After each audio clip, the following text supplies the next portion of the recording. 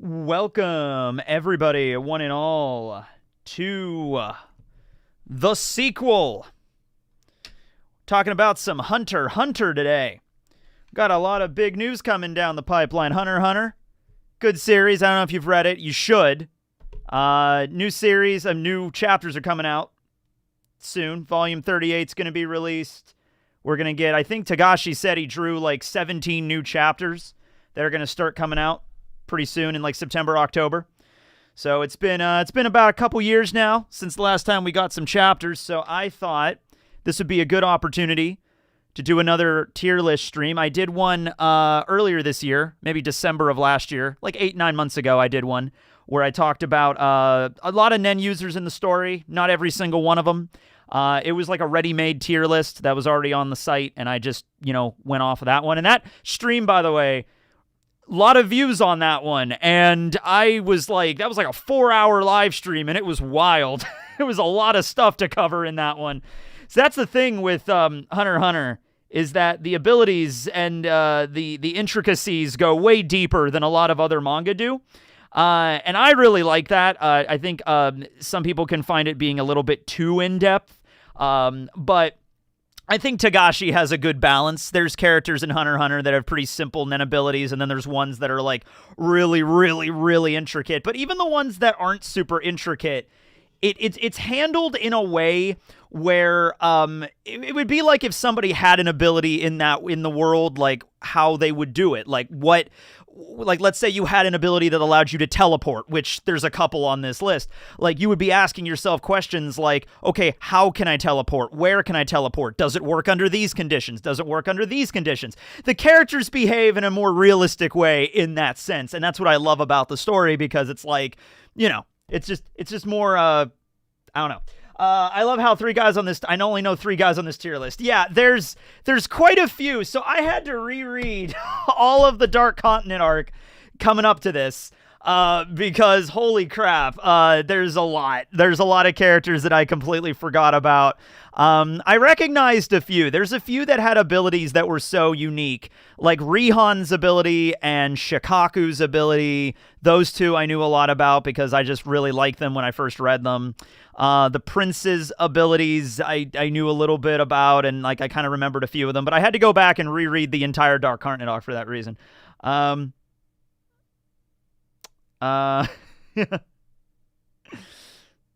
9 chapters away from being caught up. Nice.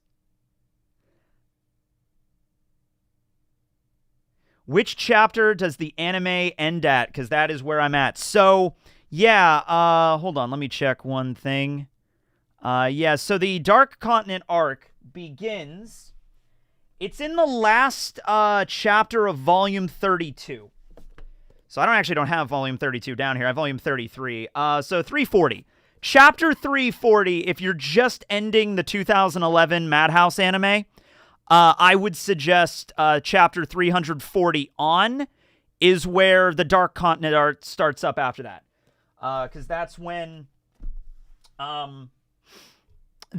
like, right after the conversation that Gon had with Jean on top of the World Tree, and remember, Jean kind of sets up everything on what that place is going to be like and everything, and we learn a little bit about what it looks like, and then immediately after that, Gon kind of stops being the main character, like, right after that. He stops being the main character, and Kurapika basically becomes the main character while in the Succession War. And we follow the spiders around a lot. And Jean, we haven't seen Jean in a while, but in the beginning of the arc, he's kind of like the main character in lieu of Gon. Saraidanik has 2 powers. How will you rank them? Well, I have 2 of him on this list. So some of the princes, good point, some of the princes have their own NEN abilities, and they all have their NEN beasts. Now, we know that some NEN beasts have an ability we've seen, and it's been categorized, and we know exactly what they do, and other NEN beasts we really don't know. Some NEN beasts we don't even know the name of their power, so that's why there's a don't know enough category here. But I put all the princes on here, as well as all of the Zodiacs, because we didn't have any of the Zodiacs in the last tier list video, And there's a good chunk of the Zodiacs. Like, we only know, like, maybe 2 or 3 of the Zodiac's abilities. But it's good to, like, talk about them, like, what their abilities could be and stuff like that. Like, we don't know anything about Sacho's ability. He's the horse. We don't know anything about Periston's ability. Periston's ability is fun to even think about, given Periston's personality, though. I need to hear you say Appalachian twice. Appalachia. Appalachia. You want me to say Appalachian, but I've never pronounced it Appalachian in my entire life. I've always said Appalachia. Please explain Sarai's ability.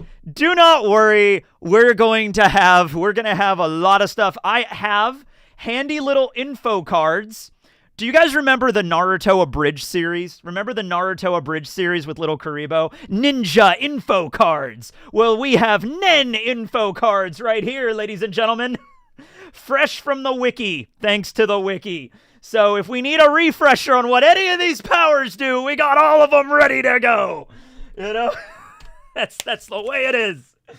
Off topic, but which show do you like more overall, Breaking Bad or Game of Thrones? Oh, dude, I like the shows that oh man, that's tough because I've rewatched both of those series multiple times, and I've also watched clips of those off YouTube all the time. I was just watching a Breaking Bad clip yesterday. I've probably watched Breaking Bad clips on YouTube more often than Game of Thrones, so I'm gonna go Breaking Bad on that one. Yeah.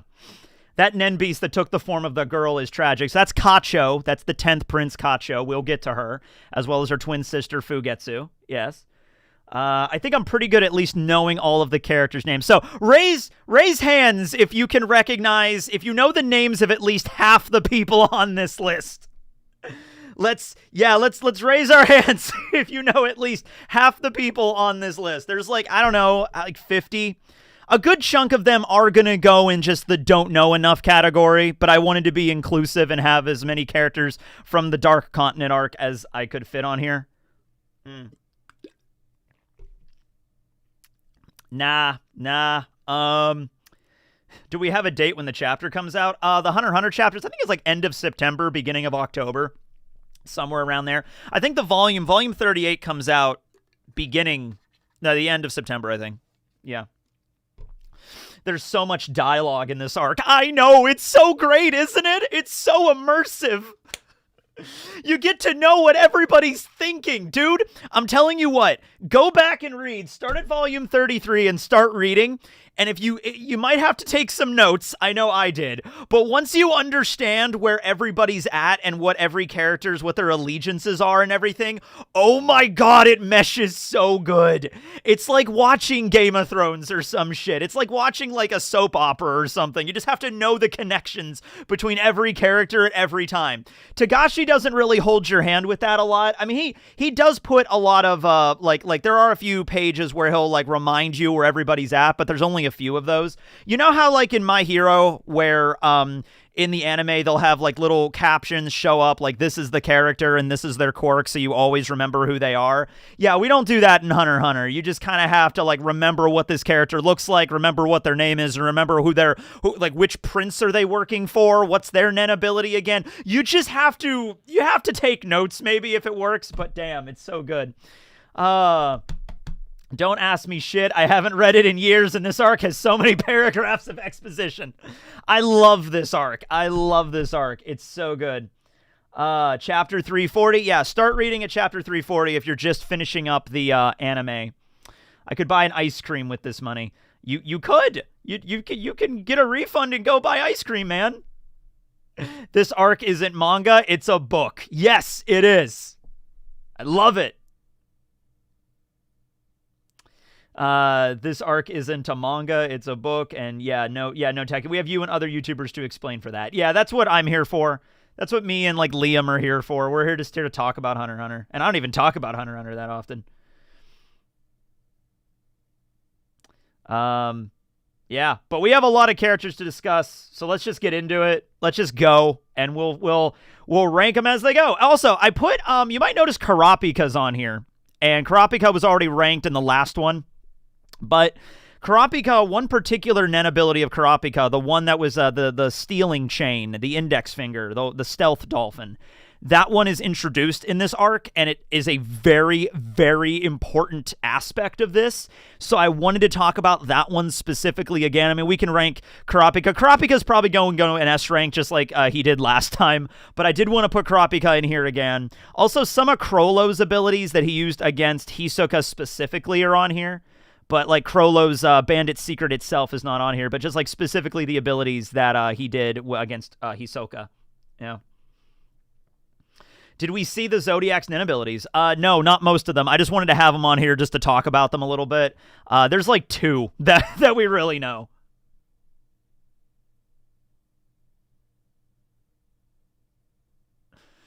Yeah. Liam is awesome. Glad you've heard of that legend. I've heard of Liam. I've heard the legend of Grand Line Review. I've even spoken with him before. Oh my goodness. It's insane. Yeah. The thumbnails seem to have NEN 2. Yeah. It is the second NEN video.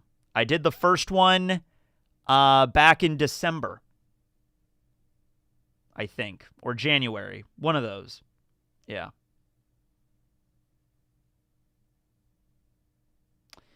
Okay. But yeah, let's just get into this right here. Okay, so here we go. All right. So the first character on this list is Benjamin, Prince Benjamin of the Kakin Empire. So he's the eldest of the princes. He's the leader. I don't know if he's the leader. He's like the general in the military, but he's like the chief advisor for the military of Kakin. So like the entire nation. So he's a military guy. First time we see him, he is wrestling a lion barehanded and like choking it out. And it's just like, oh yeah, you know, he's a very brute force kind of guy, but he's also, he can be very logical and analytical when he needs to be too. Like every time we see Benjamin, he's usually just like bench pressing like 700 pounds, just like, yeah, you know, it's like he's super buff guy.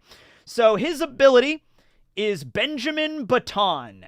So it's an interesting power that doesn't really do anything on its own with himself. Rather, he has a retinue of guards. And these guards are all from the Kakin military. They've all graduated the Royal Navy or Royal Army Academy of Kakin. And they all have unique NEN abilities themselves. However, whenever somebody that has pledged their loyalty to Benjamin has died, then the ability is then sent to Benjamin, and he inherits it as his own. So he doesn't really have any abilities on his own. I mean, he has basic NEN abilities, like he could see, you know, Ren and everything. Like he has like Ten, Zetsu, Ren, Hatsu, all that kind of crap, and Gyo and things like that. He can do that kind of stuff. But when it comes to the actual abilities that he has, it's all abilities that were given to him from his sworn, you know, guards, you know, that have, you know, bodyguards that have chosen to, you know, protect him during the trip. So he also has a NEN beast. However, we do not know what it does. It kind of looks like a xenomorph, but other than that, we do not know what it does. Great potential. So far, and you can see this on his hand here in this little info card thing, that he has 3 stars on his palm. So every time he gets a new ability, one of his guards dies and the ability is transferred to him, which also you could argue post-mortem NEN is involved here because the person in question has to swear loyalty to the individual, to Benjamin in this case, and then they've had to graduate the Kakin Academy and the military, and then they die, and the ability goes to them, okay? So we see 3 stars on Benjamin's hand. The abilities that he's had, one of them is Air Blow, which is an ability that was given to him from Vincent, who's down here next to Pion. You know, this guy right here. And then Muse is another one. He's the guy right here above Pion, actually. And Muse has the ability of Secret Window. So we're going to judge those abilities as they come up. But just for the sake of Benjamin's ability alone, I am ranking that. So what do you guys think about that? Because I'd say A rank, because it shows a very logical like outlook here of like, okay, I'm going to forego having any ability myself. Benjamin doesn't really need one because he's so like freak show strong to begin with. Like he could just charge up Ren in his fist and just punch somebody and it would just obliterate them. So he doesn't really need to have anything beyond that, but now he can get in theory, he has a bunch of guards, a lot of guards. He at the early parts of the Succession War, he sends his own men to guard each prince, and there's 14 princes. I guess 13, not counting himself. And there's also there's also guards that hang out with him too. So he has over 14. I think he has like 20 or something. He has a decent number of guards. And if they all were to die at some point, he can end up getting well over 20 abilities. Although the ability might also be limited because you can see the stars appear under each of his fingers. The abilities might only be limited to the number of fingers he has, so maybe like 10 maximum. But even so, 10 unique fleshed out NEN abilities that are all supercharged on post-mortem NEN power, that's pretty damn good. So I think I'm going to put that in A right now. Yeah. You could trick this ability. Yeah, amazing conditions. You can easily trick this condition to get amazing ability similar to Crollo, but potentially far better. I wonder what happens if he kills someone who's sworn loyalty to him. Yeah, that's an interesting question. I'm assuming that is not... I'm assuming there's a certain level of trust here that has to be propagated between the guards and Benjamin. So if the guards just think Benjamin's gonna rip their head off while, it's like, I want your ability. He just kills them. Like, that doesn't really foster trust or loyalty very much. And then I'll also keep in mind, they're all like in the military. They're all like very regimented, like army soldiers. So, there's like a way of like, trust, you always believe in your wingman or something like that. You know what I mean? We might put it up to S, depending, but the first couple of people that we're ranking, it's always kind of difficult. Yeah. We've seen that before, yeah. The thing is, the ability Ben gains may or may not work well with him. Well, it's interesting because since all these people are working under him, he gets to select who they are. So it's very likely he might be selecting people that have NEN abilities that would work best for him. So the NEN abilities that he's received so far seem pretty good. And we know a few of them. Some of our offensive abilities, like one is just like an air palm. Like you just... oh, and you fire like an air pressure cannon. Like, with a dude that's already this powerful, that ability is off the charts, most likely. Another one is a surveillance ability. Another one is an ability that steals other abilities and turns them into Yu-Gi-Oh cards. I'm not even kidding. That's a power. So, yeah. Takashi has been working super hard on these last couple months' weekly chapters. It's something I thought I'd never see. I know, right? Before I continue, I also wanted to bring up, so the thumbnail art of this, and you could also notice that a lot of the artwork down here are for Dark Continent arc characters that have never been like animated, obviously. That artwork is done by a person by the name of Korosei. I put their links down below on Twitter and DeviantArt, and they do a lot of amazing artwork for the Dark Continent arc of Hunter x Hunter, and I even messaged them and talked to them to make sure it was okay to use their artwork in this video and everything, and they gave me their permission. So make sure to go check them out, because it's some really cool artwork, and I'll showcase it during this stream. Nope, they're permanently his abilities because the original user is dead. So he just gets it. He gets the power when they die. Yeah. Okay. So next up, we have Camilla, the second prince of the Kakin Empire. Keep in mind, all the princes, regardless of their gender, they use, they all use prince. It's not princess. They just use prince across the board. Which is rather progressive, I guess. There's actually a moment that they talk about that in the manga where they say, like, historically, it doesn't matter if it's a man or a woman that becomes the king of Kakin. They're all called king, and they're all called princes, and that's just how it is. That's all it's always been. So Camilla, she has a NEN beast as well. We know a little bit about her NEN beast. It was mentioned vaguely that it's a power that allows her to manipulate others. But beyond that, we don't know anything. However, she does have a NEN ability of her own that is pretty damn powerful. And it is the cat that lived 1,000,000 times. So let me explain to you how this shit works. Okay, it's gonna sound busted as shit when I first explain it, but there is a very crucial weakness here, okay? So, this ability only activates when Camilla dies, so she gets shot in the head and she dies. Then this NEN beast appears, kills the person that killed her, squeezes the life out of them, and then uses their life force to resuscitate Camilla. All of her wounds are immediately healed upon doing this. She comes back in perfect condition. And that's her ability. She can't die. Or rather, whenever she does die, this thing appears and kills whoever killed her and then uses her life force to revive her. Now, you might think this ability is really broken as shit. Except there's a very crucial weakness, and that is you have to kill her to activate the power. She has no combat abilities beyond that, so you just don't kill her. You just, non-lethally take her down. She has no defenses against that. Shoot her in the leg. She can't heal that. She can't prevent that. If you just put her in a headlock or something and knock her to the ground, she can't do anything about that. All right? It's only when you try to kill her. It's a counteractive NEN type. So it's a smart ability because as soon as she shows up, Musei shows up, and he's just like, second prince, back up, I don't want to shoot you. And just like, hey, I'm just walking towards you. I'm going to kill Prince Benjamin. This is going to happen. I will shoot. Bang, bang, bang, bang, bang. And then she just like, okay, well, the ability activated. Here we go. And that's how Musei died, and that's how Benjamin got his power. Yeah.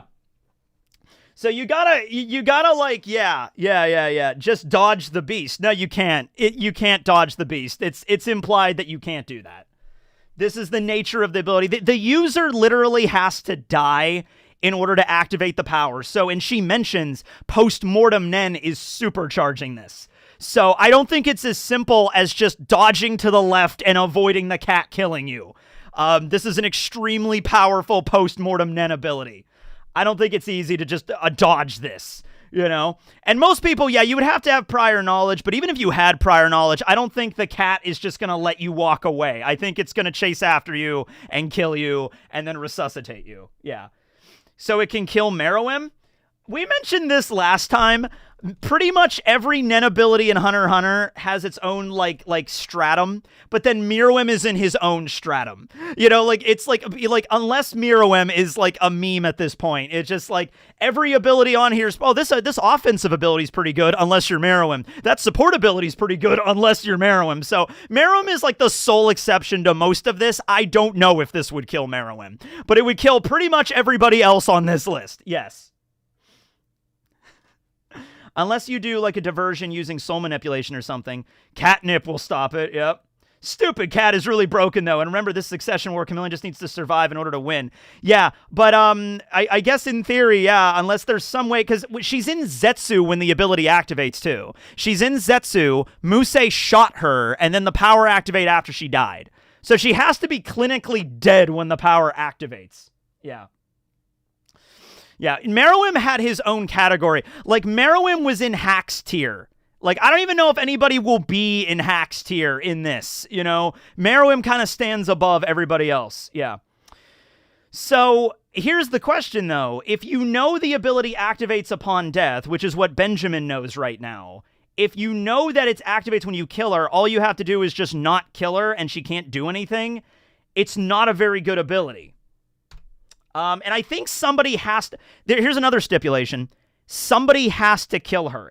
She can't do it herself to activate the power, because then there's nobody to use... that's another, I guess, thing, too. If she dies in an accidental way, like if she falls off a building or something like that, and there's no murderer, if there's no one that's there that actually took her life, then the cat won't be able to resuscitate her. So she could still die accidentally, for sure. Yeah. Yeah, I don't think that would work. Just offing herself, I don't think that would work. No. Yeah, she's immune to murder specifically. There's other ways that she can die, and that's probably how she's gonna die. I don't think Camilla's gonna win the succession war. Yeah. Prior knowledge basically screws it. Yeah. So I'm gonna put her. I have to put her at least at A. Because it's an ability that revives you from the dead. But it's not as broken as you might think. I don't think it's that overpowered. Who do you think will win? Well, you know what? I can actually tell you the person that I would like to win, or one of my favorite contenders, because he's actually right up next. It's actually Prince number 3, Zhang. I like this dude. I like his Nen Beast. I like his personality. He seems a lot more reasonable. There's a moment where he was communicating with Karapika over the phone. He seemed like a logical kind of guy. He's like one of the higher ranked. Now, he does not have Nen. He does not have normal Nen. He has a Guardian Nen Beast like all the princes do, but he doesn't have a normal Nen ability. And in fact, I think all of his guards were like completely, like none of them knew what Nen was. They were completely in the dark about this, which is why they contacted Karapika and everything. So Zhang's ability is just his Nen Beast. And it takes the form of a cool little wheel-looking thing. Like a Dharma kind of wheel, right? And what it does, we don't know what it does exactly, but it drops coins out of its mouth, and the coins have like a denomination on them, so like 1 or 5 or 10. And the implication for this ability, it's only conjecture, but the idea is somebody picks up a coin, and then based off of their loyalty to Zhang, the coins, the number on the coins, like the amount of money they're worth, will like their value will increase over time. And then you put the coin ultimately back into the Nen Beast, and it trades that for something else. Maybe you get your own unique ability. Maybe you get some kind of boon because you're putting the coin into the machine, so to speak. And Zhang assumes that if he ever were to become... Because the whole point of the Nen Beast is that it makes you more, like, based off your personality, to make you the new king of Kakin. That's what the Nen Beasts are kind of there to do. So you hand out these coins to people, and it like fosters loyalty and like a reward system. That's the basic idea, but we don't know enough about it yet, so I'm putting him in just don't know enough. There's going to be a lot of people in the don't know enough category, but I at least wanted to talk about their abilities, especially Zhang's. Zhang's is kind of cool because it has this interesting wheel aesthetic here that's really neat. Yeah, it's like a medal or something. They were kind of, this is the stuff about Hunter x Hunter that I love, because they were hypositing about all this stuff. They were sitting around looking at these coins like, what are these things supposed to be? Are they supposed to be coins? Are they supposed to be medals? Are we supposed to be handing these things out willy-nilly? Apparently not, because only one coin is produced every day. So you're not supposed to be handing them out like they're candy or anything like that to the entire country. Maybe to just Zhang's like closest confidants he's supposed to be handing these out to. Yeah. No way this guy wins though. I would kind of like him to win. I would like Zhang to win. But yeah. Yeah. Okay. So that's that. Oh, next up is, well, I'm glad I'm getting this guy out of the way early. At least we're getting Sarai out of the Sarai Dick out of the way early. By the way, I have no idea how to pronounce his name. I always just go Sarai or Sarai Dick because he's a dick. No, calling him a dick doesn't go far enough. Sarai is a goddamn monster. He is a goddamn sociopathic sociopathic monster, I should say. Good Lord. Like, the first time we were introduced to Sarai, if you haven't read this arc, spoilers, by the way, but the first time we learn about him, there is one of his servants, like one of his like guys that work for him, goes to a club in the city.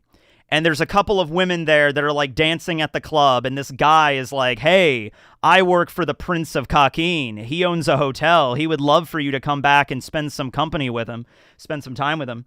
And so the girls are like, yeah, oh, wow, a prince. Okay. So they go back to the hotel, and he plays it off originally like, oh, hey, come on in. I don't bite. I just want to have a chat with you fine ladies. So, and then it just immediately hard cuts to him covered in blood. He has brutally murdered both of these women in the most, like, they are eviscerated. They are completely gutted. There is nothing left of them, okay? And the reason he gives on why he did this was like, hey, man, these women they didn't even know anything about history or the Higgs boson particle. They couldn't talk about anything about Immanuel Kant or, I don't know, anything about fine literature or anything. They just wanted to talk about sex and fashion. So they're subhuman. I had to murder them. You know what I mean? Like, Jesus, this guy's a fucking monster. And we find out later, like with Theta, when Theta is teaching him Nen, because she doesn't want to do that originally, She was like, hey, well, he's a genius. He's going to probably figure out NEN eventually. Maybe you can teach him NEN, but kind of like make it so he learns NEN the right way, and maybe that might help him. Maybe you can actually improve him, but there's no way you're fixing this guy. I can fix him. No, you can't. He will ruin you. Oh, man. Oh, dude, this guy is awful. All right. So a good example of this also is when he does the water divination ceremony. So he takes, how like they have the little cup of water and then you put your Hatsu over it and then it's like, oh, okay, what kind of NEN type are you, right? If the water overflows, you're an enhancer. If the leaf spins, you're a manipulator or whatever. And then if you're a specialist, something else happens. Something else that you don't, it's not a guarantee like what it is. Like when Pito used the water divination, the leaf crumbled. It did something that not all of them are supposed to do, right? So when Suridendick used the water divination, the water glass turned into like sludge. It turned into like sewer water that like reeked. And he was like, whoa, this stinks. Is that, what does that mean? And Theta is looking at this, like this pure water turned into just viscous sludge at the pure, undiluted evil of this man, and was like, oh, God, this guy should never learn NEN in the entire, like, never. In no reality should this man ever learn NEN, ever. Like, yeah. Yeah. But he's hot, though. Oh, poor Theta. Yeah, so he has his own ability, and then he also has his NEN Beast ability, so we'll get to that separately. The NEN Beast is after this here. Each time I watched you live streams after it happened, I want to ask you a specific question, but every time I catch you live, I forget what the question was. I'm sorry, man. I'm sorry. Yeah, get to his creepy spirit beast. We'll get to the creepy spirit beast. First, we have to talk about this shit. His ability is so complex. Togashi drew a goddamn diagram to understand this shit. His ability is a parallel. Okay, look. I'm going to explain this. You don't need to know every last detail of this diagram, all right? I will explain this quicker, okay? He closes his eyes. He could see 10 seconds into the future. He opens his eyes, the 10 seconds that he just saw play out, and then he can kind of manipulate shit after that. All right, there it is. Parallel future, parallel dimension. There it is. That's his ability. I'm not even going to try to go into further detail than that. We are already 30 minutes into this tier list, and we have this many characters to go through, all right? He can fuck with parallel timelines. That's his ability, all right? It's really fucking powerful. All right, and he just learned it too. That's the scary thing that Theta kept bringing up. Like, you should be able to learn NEN like through meditation and careful. Like, if you're really skilled, maybe 6 months. If you're really skilled, you can learn it. Okay, he learned it in like an hour. He reached the 6-month mark in like an hour of training. It was absurd how quickly he learned NEN. All right, it just works. It's King Crimson 2.0, sir. It's King Crimson. Let's just go with that. It's King Crimson. Togashi actually makes quite a few JoJo references in this arc. There's actually another one with Haukenberg, and another one with Hinrai. I can't remember that guy's. I can't pronounce that guy's names either. But he also has basically Giorno's gold experience. It just works, sir. At this rate, you're going to be here for hours. Well, a lot of these we're just going to throw in the don't know enough category, but yeah, we got to get moving. But yeah, Suridendick, very horrible person, main villain of the arc. I hope Kurapika kills him in a very brutal way at some point. Yeah. Also, he's also the reason Kurapika's on the Black Whale because of him possessing the eyes of the Kurta. In fact, he also possesses a head of one of the Kurtas, which I think might be Kurapika's brother. So he's going to extra die. He's going to super die. Yeah. So, okay, he has 2 NEN Beasts. We don't know which one of them does. One of them might actually be the parallel future ability. It's a little confusing over if each NEN Beast has a unique ability and then the parallel future is a separate thing, so he would have 3 abilities. But I think he just has 2 because whenever he uses the parallel future, he's looking, it doesn't appear from his POV, it appears from like a top-down POV. So like when he closes his eyes and activates the parallel future, he is seeing that parallel future from a third-person perspective, which I think is the perspective of the NEN Beast. Okay? So I think that NEN Beast is the parallel future, and then this one coming up, this is a freaky deaky one right here. This horse lady one looking thing. Once again, artwork done by Korosei. Check out their links down below. This thing right here, man. Holy shit. Look at this fucking thing. Look at this thing. Oh, God. Yeah. This NEN Beast has the capability of detecting lies and deceit, anything that would affect the prince. Because Seraiden is like a severe womanizer and treats like women as like a lesser species, essentially. It's extremely hateful of women, such as like Theta. So it constantly has its eyes on Theta. And if any point Theta says anything that's like not like completely truthful, this thing like stares daggers at her, like, are you lying to the prince? You know, you deceitful wench, you know, like something like that.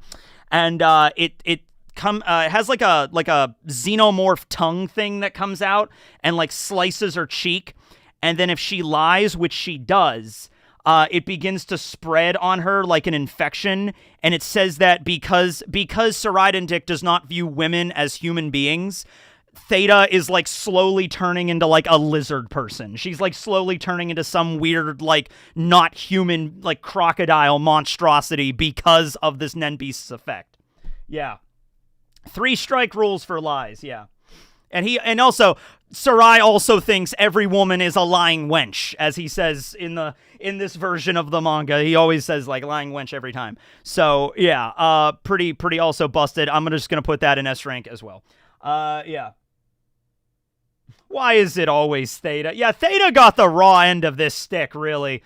Theta is just I feel the worst for her out of like every other person here. Like, it's pretty bad for a lot of these characters, but Theta got it the worst. Yeah. Oh, dude. All right. So up next, we got some... Okay, so these princes, they don't have NEN abilities of their own. They're all based off of their NEN Guardian Beast, and a lot of them we don't know. So, Tubeppa. Tubeppa is also a member that one of the princes that I kind of want to be the winner of the succession contest. She is a scientist. And hold on a minute. Well, let me finish up her ranking, then I'm going to check on something. Yeah, she is a scientist, and her NEN Beast literally requires you to have a partner in order to activate. It is like a giant frog creature. It's this thing. It's like a frog with wheels, and it is able to synthesize a bunch of different chemicals. So it's not a combat-based NEN Beast. It's one that helps like scientific progress because she wants to improve the scientific, medical like nature of Kakin and everything like that. So good supportability. This is the first ability I'm gonna not put at A or B. I'm gonna put it at B. Maybe C, not really sure right here, but if it's able to synthesize a bunch of different chemicals, but you know what? You need somebody else to activate it, like a research partner, so I'll keep it at C for right now. Yeah. How is it S? It's a lying detector. It's S because the range of it is pretty good from what we see. It was able to detect any threats. There was a moment where they send that NEN-controlled cockroach over to the quarters. It immediately found it and destroyed it, and it can also, like, turn people into non-human, like, entities. I'd say that's pretty damn powerful. All right, and it's running off of Sarai's NEN, which the stronger he gets, the stronger this thing is gonna get. So I'm putting it, since it's his NEN Beast, I'm putting it at the same rank. Yeah. It's just a chemistry set, basically. Yeah, it is. It's a chemistry set, yeah. Sounds like Tsubome's. Tsubome's, there's a character on here, Kernton, that has the same ability as Tsubone, basically. He can turn into a car. That's pretty much it. Yeah. Honestly, okay. So, I was thinking about that. Like, Seraiden, putting him in hacks is not a bad idea. Before we move on here. Because a lot of people have considered, like, Meruem being, like, the strongest NEN user is pretty clear. But Sarai's, like, the way that he's being hyped up of how dangerous and how powerful he is, a lot of people have been putting him up there, too, as, like, he might be, like, on that tier.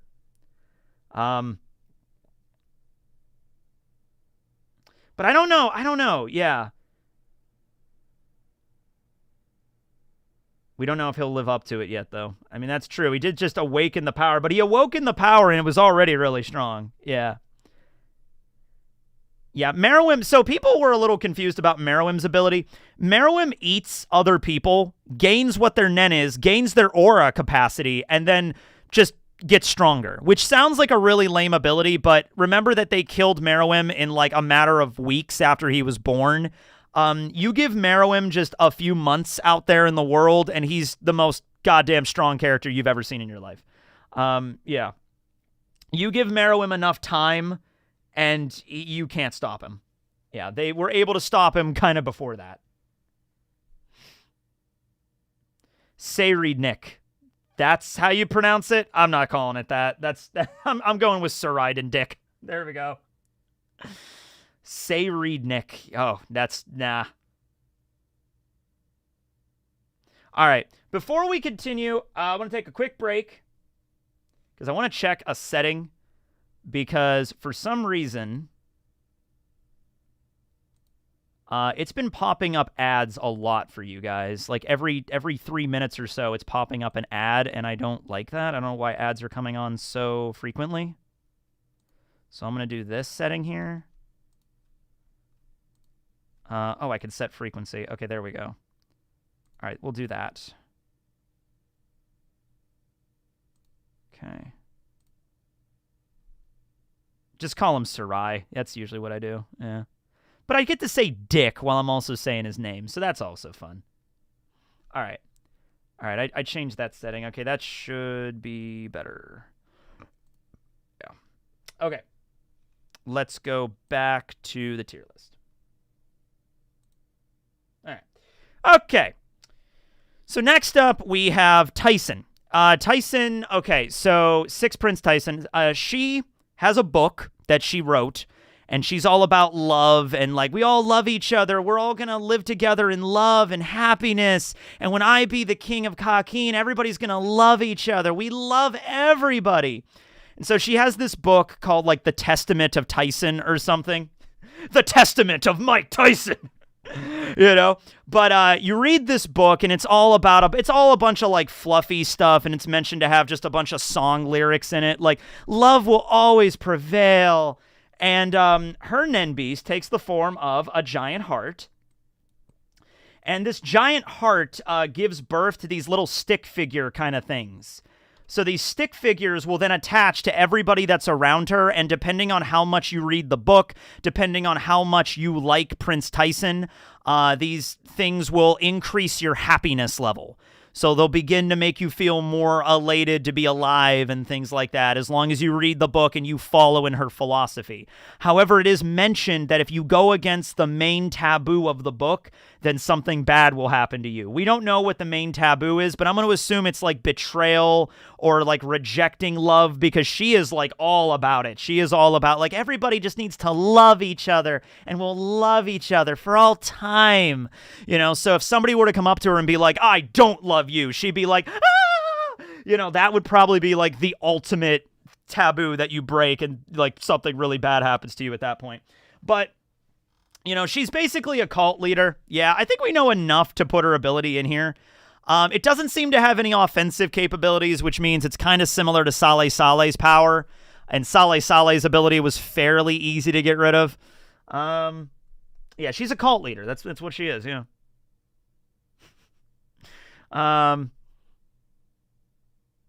Trash.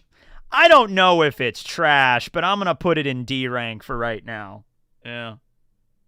I'll put it up in C. I don't think it's D. I don't think it's a shit ability. It's just not something that's really going to last particularly long, I think. I think it's an ability based off of her naivete, and I just don't think that's going to end well. Yeah.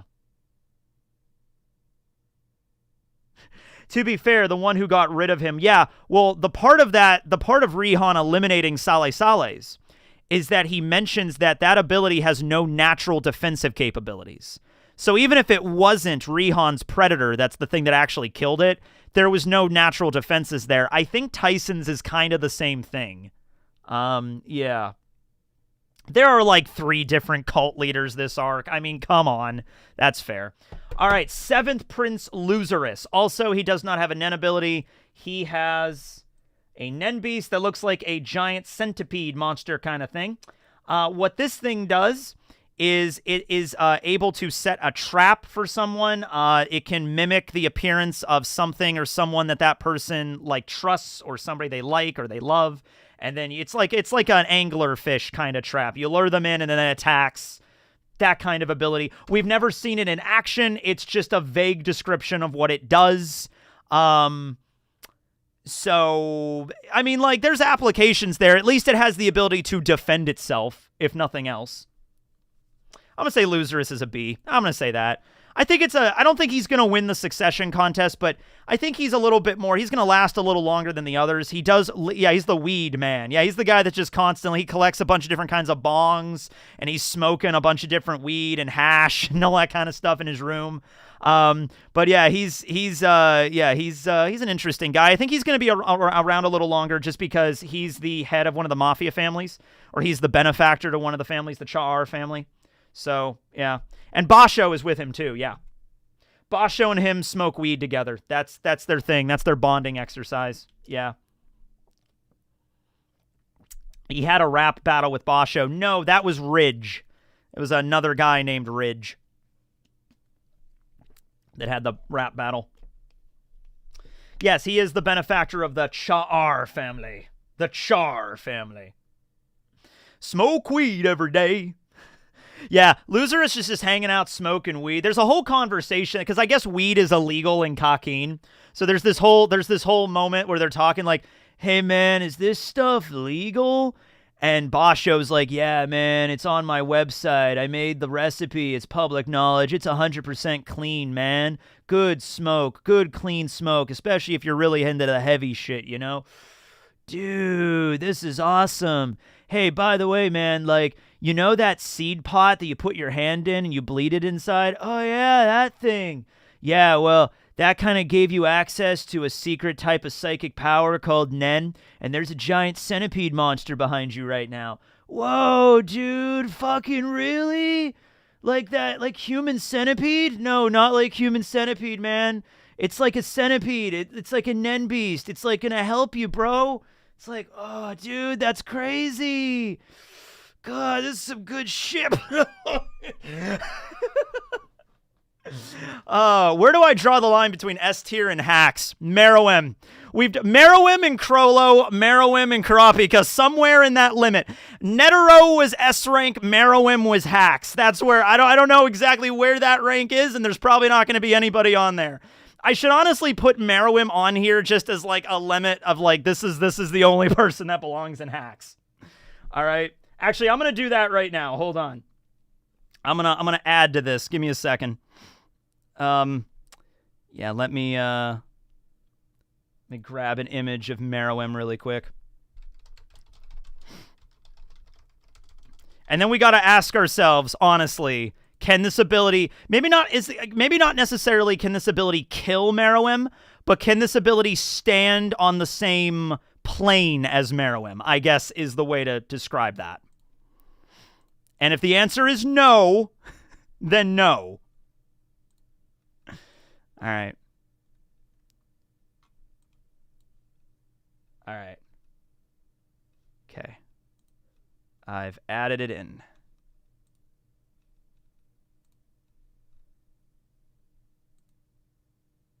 All right.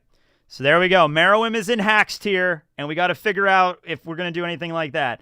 Ben and Meruem have similar abilities. No. I mean they're similar in the sense that they can steal others' NEN, but Meruem just has to eat you, and he gets it. All right. Next up, Prince Saleh Saleh. One of the first ones to die. I think it's the second one to die after Momo Oze, or whatever her name was, yeah. So Saleh Saleh's ability is this like giant like coughing ball looking thing that just has a bunch of mouths on it. So what this thing does, we actually learn quite a bit about what this thing does because of Rihan's analysis of it. Because of Rihan's ability, he has to analyze down to the gnat's ass, like every single aspect of another NEN ability. So we learned this thing pretty well. So what it does, we actually have a full explanation, I'm pretty sure. Yeah, look at this. The full explanation on this thing. All right. So here's what this thing does. I'll leave it up here if you want to read it yourself, or I'll just explain it. All right. Giant gas ball with mouths. It's hovering over Sale Sale, and it's spewing this white mist. Now, anybody that inhales this white mist over a certain period of time will develop their own little gas ball above their head. And then they basically become carriers of this, and then they walk around and they spread more of this gas, and more people inhale it. And depending on how much you like the prince, so if you're a really big fan of Sale Sale, by the way, Sale Sale is this really fat, like hedonistic dude. He just sits around all day and parties and has sex with beautiful women and just drinks and eats junk food, and like that's what he does. So if you like him, if you're already a confidant of Sale Sale, it takes about 8 hours for you to develop one of these. If you're not really, like, you don't really care for him too much, if you're just a neutral party, it takes like 70 hours. It takes like 3 days for it to happen. But eventually, if you inhale enough of this gas and you stay next to him long enough, you'll eventually begin to like him. So there's this guard that's standing next to Sale Sale that inhaled this mist for like 3 days straight. And then he's like, you know what? Prince Sale Sale is pretty damn cool. I mean, he has some stamina. He's having sex with like he has orgies like every day, man. That's a real respectable character trait. I think he's meant to be king. You know, he's actually pretty handsome when you really think about it, too. Man, I wish I could kind of be like him. You know, it's kind of like that. It's a virus that spreads, right? So, the infamous light novel manga page. Yes, that. So, but because of this, it also doesn't have any defensive capabilities on its own, and Rihan was able to eliminate it with his Predator, okay? But I feel like even if he didn't have Predator, I feel like any strong offensive ability could probably kill this thing. And it's mentioned the reason because of this is he relies on his mother to handle a lot of stuff for him, so he doesn't really do anything. He just kind of lazes around and just, you know, has sex and eats junk food, and his mom does everything for him. So that's the reason his NEN beast doesn't have any defenses. Yeah. So I mean, I'm going to say it's a D rank. I wouldn't say it's quite trash, but it's kind of like a shittier version of Tyson's power. I think Tyson's is a little bit more like the cult leader thing. I think it works a little bit better than this guy, because Tyson is actually going out there and trying to spread her gospel.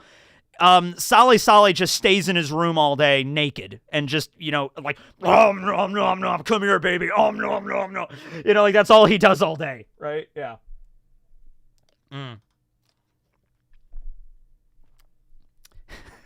Damn, he's kind of a cool guy.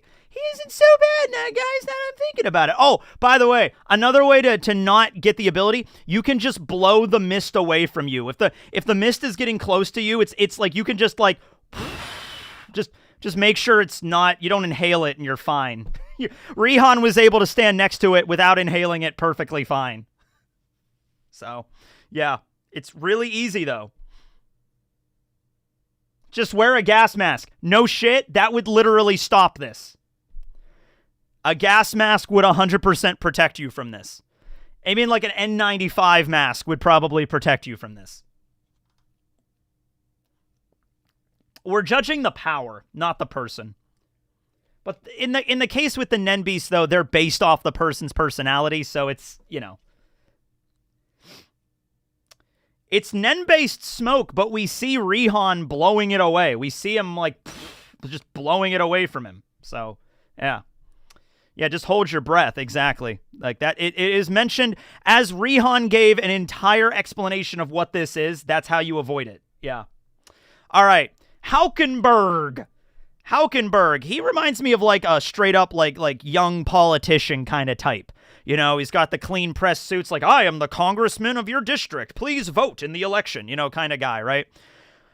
Haukenberg has also been mentioned to have a crazy, powerful NEN ability. Okay, So him and his Nen Beast kind of go hand in hand with this, so we're going to have to kind of talk about their abilities in tandem. All right. So, first of all, in order to discuss this, we have to talk about the Nen Beast first, which is right here. All right. So, his Nen Beast, it looks like a giant demon, cyclops, bird-looking guy, okay? So, anybody that is in with a vicinity of Haukenberg that is not necessarily loyal to him, but is just within a vicinity of him, get this tattoo on their hands. Now, depending on how loyal you are to Haukenberg, the mark stays on you for longer. So there's some guards that only have to guard him for a few hours and then they leave and they're not very loyal to him and the mark disappears immediately. For his actual retinue of guards that stand by him all the time that are like his personal bodyguards, they basically have a permanent tattoo of this symbol. The symbol is of a pen. It's a feather, but it's like a calligraphy pen. It's mentioned to be a pen. And so when Haukenberg activates his real Nen ability, which is the Possession Arrow ability, it takes effect, and anybody that is bearing the mark of the pen on their hand, Haukenberg fires an arrow at a target. The arrow breaks through any defense, even abilities that are meant to stop other abilities or negate powers or even steal powers, because Shikaku was using his Cold Sep, which is an ability that steals abilities. This arrow broke right through that, stabbed him, and then it switches. It basically does a soul swap of anybody in Haukenberg's retinue. So a random guard that's loyal to Haukenberg will then possess the person he shot the arrow of. Okay? That's how this works. So, and it is also mentioned, this is very, very important. Whenever him and his guards come together and like they join hands for like prayer, the Nen skyrockets on the Black Whale. Like everybody on tier 1 can feel that shit. Whenever they're like coming together and be like, all right, everybody, group meeting, group hug, you know, it just boom, like the Nen explodes.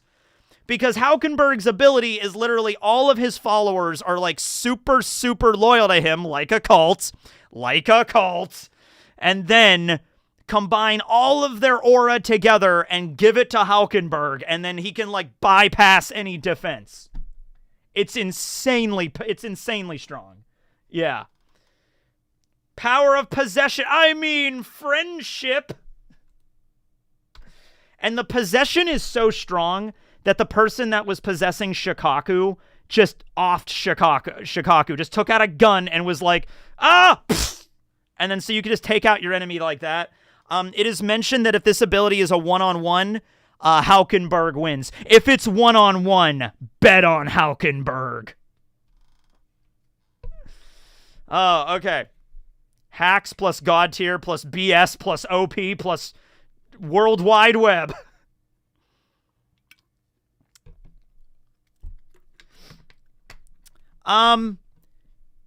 Yeah, that's an interesting thing. When Aluka did the Nen exorcism, that also output a crazy amount of Nen. And I think that was way more ominous than Haukenberg's, but Haukenberg's is strong. In fact, there's an explanation here that like, I'm going to see if I can find it. If I can't, I can't. I think it's in one of the chapters I read this morning. Because I just read volumes 36 and 7 this morning. I think it was mentioned then. But yeah, I mean, like, when this ability is activated, the idea is, like, their Nen swells to insane levels that should not be, like, discounted as, like, oh, he's just kind of strong. Oh, no. Ah, here it is. When they're all on the same wavelength, they produce an enormous amount of aura. It's a symbiotic fellowship. This is frightening. If we have to kill him, we have to kill him now, kind of thing, yeah. When the group unifies and activates their ability, it reaches the highest level among Nen abilities. That shit's scary. That shit is scary. Yeah.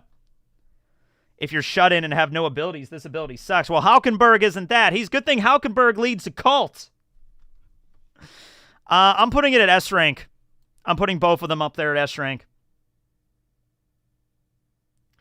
If it's just the ability discounting the person, then it's hacks. I don't know. It's either hacks or S rank. Do you think this ability could stand with Meruem? Yes or no? Is it standing with Meruem? He can make a NEN nuke by having people around him, yeah.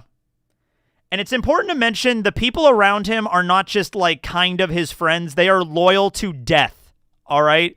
One of them was willing to take a gun and do stuff with that gun for this guy, all right? Can it hit Meruem? Oh, it can definitely hit Meruem. Meruem's not blocking it, but I don't know if the ability would work if it hit Meruem, but the arrow is definitely hitting Meruem.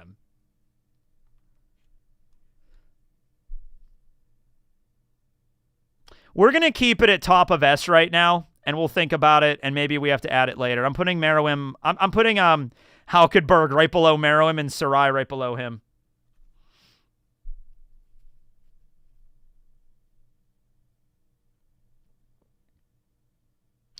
So, I'm assuming if you could dodge it, which I'm assuming you could, because the only person we've seen it hit is Shikaku. Shikaku was standing still because he had an ability that allowed him to steal abilities that hit him. So he was thinking, I'm just going to use my ability to steal Halkenberg's ability. But it bypassed that and hit him. Meruem could, in theory, dodge it. He could easily dodge it. But would Meruem try to dodge it? Because, you know, Meruem is Meruem. So, you know, he might just be like, your ability is nothing to me, and I'm just going to let it hit me. Because just like how it did with Netero, you know. Yeah. Yeah, if the arrow misses, Halkenberg dies. It's implied that it does do that. It's implied that if he misses the arrow, he's staking his life on every single shot, which increases... Well, okay then. If he's risking his life with every fire of that arrow, the possession might work on Meruem then, because he's literally, you know, risking his entire existence on this. Yeah. He did just kind of take most hits. Yeah, Meruem wasn't really the dodging kind of guy.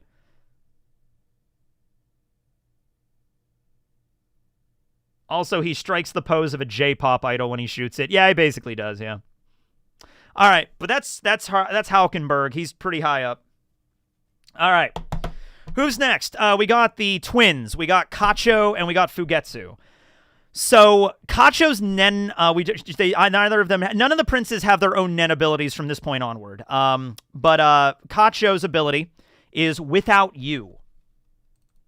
And it doesn't have a form originally. It takes the form after the condition is met, but before that it just is formless. So what it does is if either Kacho or Fugetsu dies, the NEN beast takes the form and appearance and memories of the person that died and stays with the other one because they're sisters and they love each other. So her ability, Without You, exists. When one of them dies, that NEN beast becomes the sister and lives on. That person still dies, but the NEN beast becomes them. It's a very sad power, considering the end of Kacho and their attempted escape from the Black Whale, and like, you can't escape, it'll kill you if you escape. Yeah.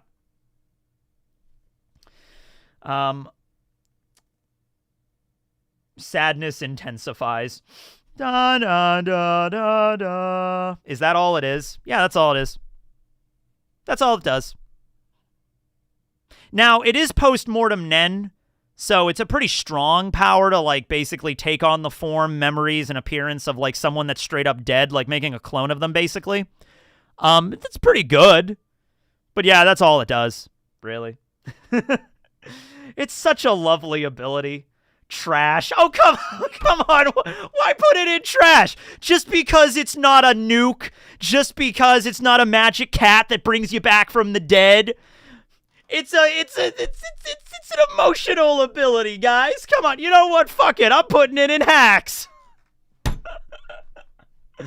All right. I'll put it in C. You know what I mean? Like, it's a sad ability. It's the sadness intensifies. Nah, it's trash. Okay, there we go.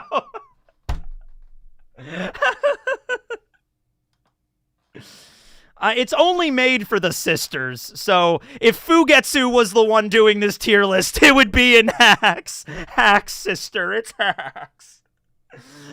You know? Trash is reality. Alright, fine. Fugetsu's ability. Alright. Fugetsu is the 11th prince. Her ability works in tandem with Kacho's. So her power is she summons a door.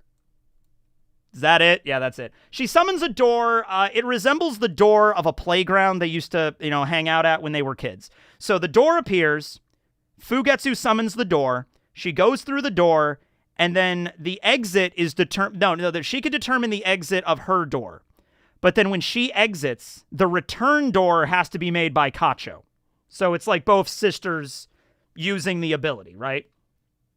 Her power is to go somewhere. Kacho's ability is to return back from whence they came. That's the power, okay? And since Kacho died and got reanimated as the NEN beast, the NEN creature can now use the power still. So the ability is still in effect because of that. But in theory, she can use the ability to kind of go anywhere. She might even be able to escape the whale, but it's kind of like ambiguous.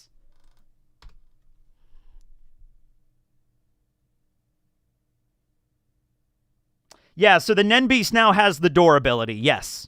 Yeah, so the ability can still be done because of that power, because in order to get back to the whale, they had to use Kacho's ability, and Kacho was dead, so the NEN beast is able to do that. Yeah. B or C? I'm going to put it in B. It's a teleportation ability. I love teleportation. I'm a little biased. on the tier list that I'm making on my channel. So crazy. Go crazy. But yeah, I'm going to say it's pretty high up because I like teleportation powers. Yeah, they got the door fruit. Yeah. Sad. I can't believe Kacho. I can't believe you guys put Kacho in trash.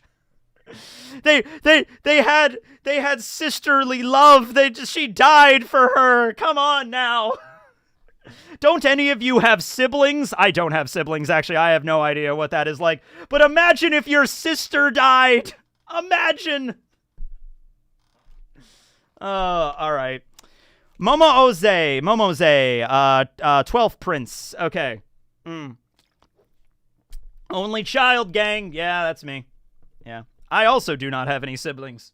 Just a lot of only childs. What's the whale you mentioned? The black whale, the giant boat they're on. Keep up with the times, man. Yes, Momoze is the first prince to die. Her ability, also one that's like kind of long and complex to explain. Okay, so it creates these little mice creatures, these little mice that run around, right? And only one person can see them at a time. Even if you're a NEN user, you can't see them, okay? Only the person that it directly wants to talk to can see this thing. And it will ask you, hey, are you free? Hey, are you free right now? Hey, are you doing anything right now? Are you free? Now, if you answer no, I'm not free. I'm busy right now. I'm doing something. By the way, it's important to mention, it doesn't mean free like, hey, are you a free person in this world? No, it's, hey, do you have a minute? Can you help me with something? Are you free for a second? I need some help with something. It's kind of like in that context. So if you keep saying no, then it just clings to you and constantly pesters you. It's like, no, I'm not free right now. Okay. Are you free now? Are you free now? Can you help me with something? Are you free now? And so finally, when you relent and you're like, yes, fine, I'm free. What do you want? Then it takes possession of you and makes you kill people. There it is. That's what it does. And the way you kill people is pretty creepy because it's like you still think it asked me if I was free, and I mean I was, so it asked me to do me a favor and kill these 3 guards, so I had to pick up a knife and do it. I mean, it asked me if I was free. It just asked me for a favor. I'm just doing what it said. It's kind of like that. You know. It's rather annoying. Yeah, it would be rather annoying. This would suck. It's email spam. It's spam. Yeah. It doesn't have a name either. We don't know the name for the ability. Yeah. Honestly, that is kind of cracked, yeah. Now, it feeds off of the user's NEN, so if you go into Zetsu, I guess that'll just turn it off. But you are being manipulated at the same time, so you're probably not going to go into Zetsu. Karapika got around that by sucking the NEN out of Seirid using the stealing chain, and then it deactivated and it ran away. It's like a parasite that lives in your ear. Yeah. Cheap trick, except it possesses you. Yeah. That is pretty scary. I'm going to say B or A. Yeah. Now, the other thing is it drains her considerably, and she can only use it like once a day kind of situation. So I'm going to keep it in B. I'm going to keep it in B. Yeah. And she's dead now. She died. Yeah, she's dead. Because I guess unless you use the power to make somebody to protect you, there's once again no defenses for that. All right. 13th Prince Manyam, I think his name is, right? Mariam, not Meruem, Mariam. Mariam. I don't know how to pronounce it. Anyway, his Nen Beast takes the form, and keep in mind, he's like a little kid. He's like 5 years old. His Nen Beast takes the form of a really badass-looking dragon, kind of dinosaur-looking thing. And it creates a safe zone around them in the form of this room. So you're in the room. If you leave the room, then you can't get back in the room. So you walk out of the door, and if you walk back in, everybody in the room will stay the same, but it's like a parallel dimension room where everybody in the room has vanished, and the only one remaining is the Nen Beast, and if you piss off the Nen Beast, it'll attack you. So you can't get back into the room after you leave the room. And everybody in the room, from your point of view, will disappear. Yeah. It makes sense given the fact he's a little kid and he's trying to make a safe zone to protect himself. So once you leave, you can't get back inside.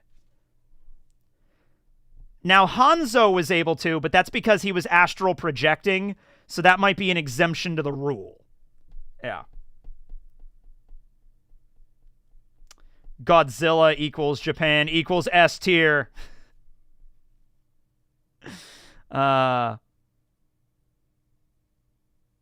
You said room a lot. Got it. Yeah. His ability is focused on a room, so it is kind of hard to explain without saying room about a fuck ton of times. Yeah. I'll put protection from outsiders. I'll put it in B. Yeah. Yeah, so if you walk outside of the room, as soon as you walk outside the threshold, let's say there's somebody in the room looking out, and then somebody walks out looking in. If the person is outside of the room, they look inside, even if the doors are wide open, it'll appear to be empty, and you won't be able to hear or see anybody in the room. The person inside the room, though, will still be able to see you. It's a very tricky kind of optical illusion kind of thing. Yeah. All right, then we have the youngest prince, Prince 14 Warble, who is a baby. And we've actually yet to see Warble's Nen Beast. We don't even know what it looks like. We can assume because Wobble is a baby, the Nen Beast is very shy and meek and doesn't really come out very often. Yeah, we don't know enough. We know nothing about Wobble's ability at all. Yeah. Wobble's ability is Karapika. Wobble's guardian Nen Beast is Karapika. That's true. She got Karapika. Yeah.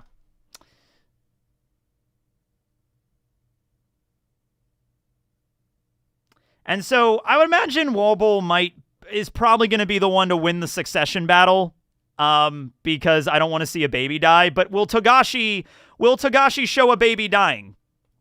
Is the thing. I don't think he wants to. I don't think he's going to do that. No. Karapika as a Nen Beast is S tier. Yeah, he is.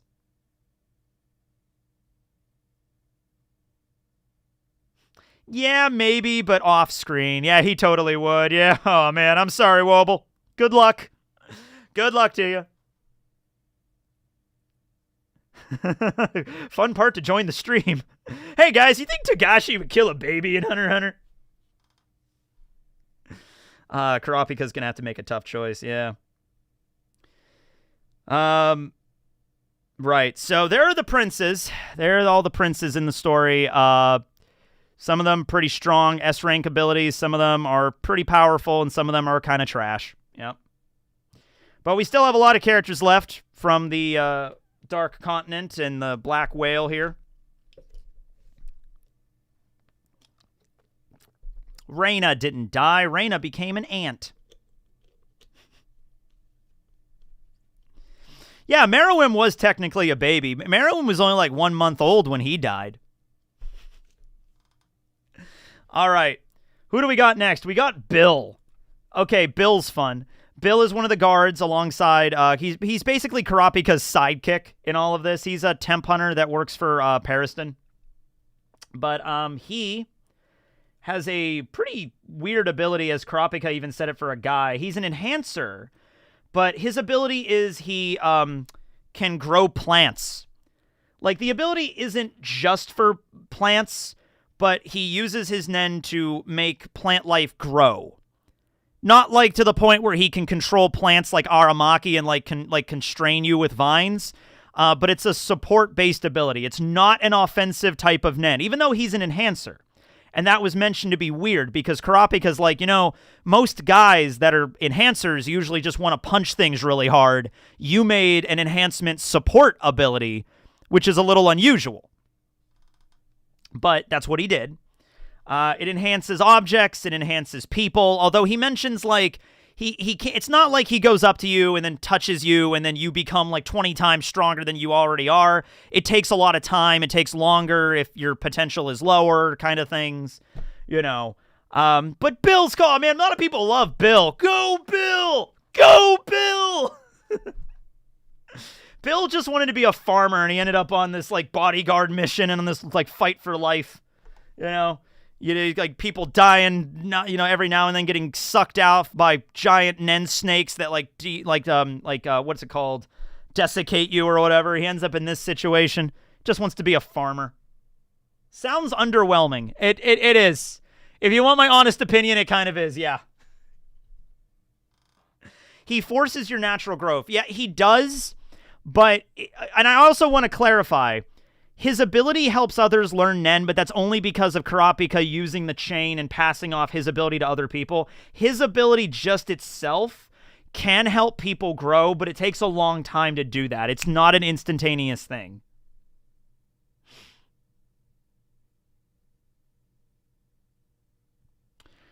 Desiccated.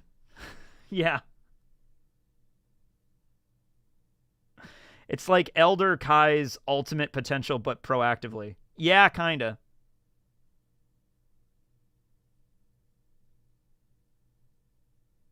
Yeah, see, if he lives through this, have him meet Gon or Aluka. His ability would do nothing for Aluka.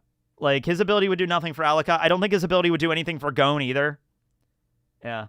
It's gold experience, but Walmart version. It's not like gold experience. He doesn't bring life to objects. That's another character that's exactly... There's another character here that has gold experience. Like, just straight up has gold experience. It's not Bill. But I'm going to put Bill in D. I'm sorry, Bill.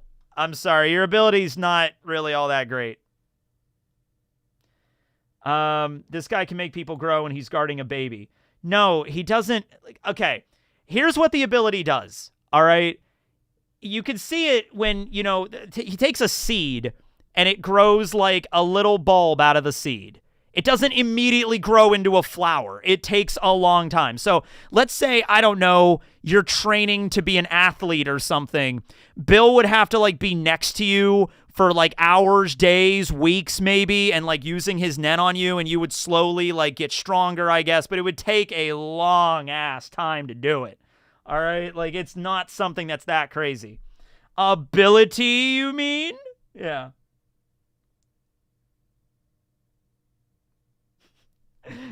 Don't underestimate Bill. He's lived this long for a reason. Now, well, he also has other, like, he's able to stop bullets, but that's just using Ren. Like, that's just using basic NEN abilities. He's able to block, like, bullets and stuff. But this is his power. Yeah, it's a shitty EXP share. There you go. It's not really a share, but yeah, it's like shitty EXP growth. Yeah, that's what it is. Yeah.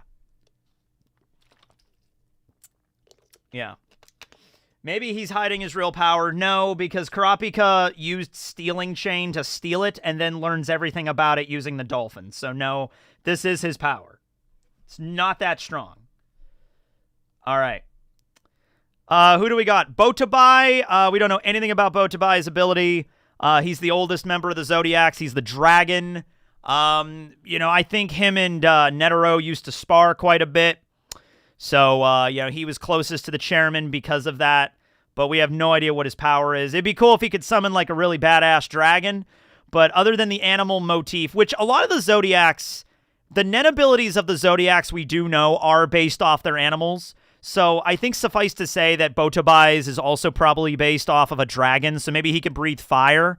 That'd be pretty cool. I think it's going to be a little bit different than Zeno's dragon manipulation, because Zeno can do, like, dragon dive and everything like that. So I think it's going to be a little different. I think he can breathe fire. Maybe he could fly. I don't know. Maybe he can grow. Maybe he turns into a dragon, like he literally becomes a dragon or something like that. Yeah. Yeah.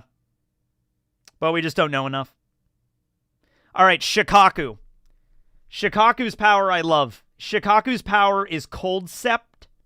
It literally is Yu-Gi-Oh! The translated version is King of Games. It means Yu-Gi-Oh! All right? So he takes his hands, takes his fingers like this, he makes a card shape, and then he, like, expands out, like, his, like, zoop, and then he makes, like a transparent little force field kind of thing. And the way it's supposed to work is that an ability hits it, and then it becomes a card. And then he probably can use the card like a Yu-Gi-Oh card, like, I activate my magic card, this NEN ability. He can probably, I'm assuming, only use the ability one time. I don't think he permanently has it, but he could store abilities as cards. That's what it is.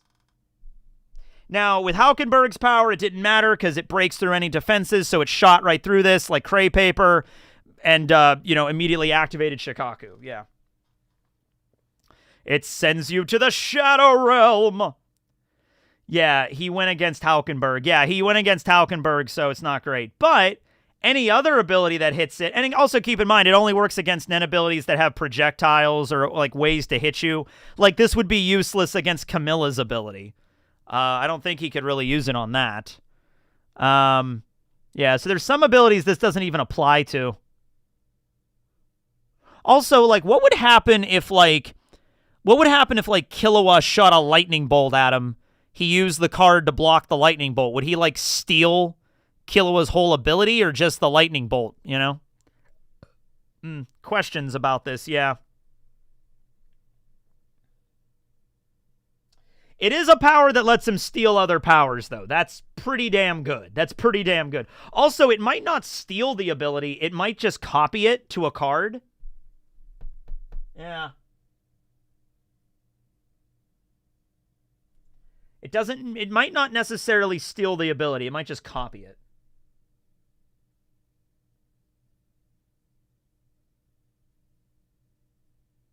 What if you punch the card? I think the punch would, if you maybe used like a NEN on the punch and you hit the card, maybe the power of that punch is stored in a card and you could use it back at the opponent. Like, I can activate NEN Fist and it comes out and punches you, maybe something like that. I think we know enough about it that we can rank it, but that's what it does. Yeah. Stores an attack and then releases it. It can also be used for analyzation, like, oh, I stored Haukenberg's ability. Now we can understand what it does, maybe. Maybe the text on the card shows up and explains what it does. So, Shikaku is dead now. Like, straight up, his body's dead. But Benjamin got the power. So Benjamin now has Cold Sept. He has Yu-Gi-Oh! Now. Benjamin is now King of Games. So, I'd say B. I'd say B or A, honestly. I kind of want to go A, because just the power to steal other abilities, I think, is pretty good. Yeah. But Yu-Gi-Oh! Players don't read their cards. Maybe that's the contract with conditions. That's the contract. So yeah, and then we have Cheadle. No idea what her ability is, but considering she is the dog and she's a doctor, I'm assuming it makes some kind of dog that heals people. Maybe she summons a big Saint Bernard with the big cask on it. It's like those dogs that rescue like victims trapped in like avalanches and shit. She summons Beethoven. She summons Beethoven like woof, and then it goes and like helps people that are dying in like mudslides and shit like that. We just don't know enough.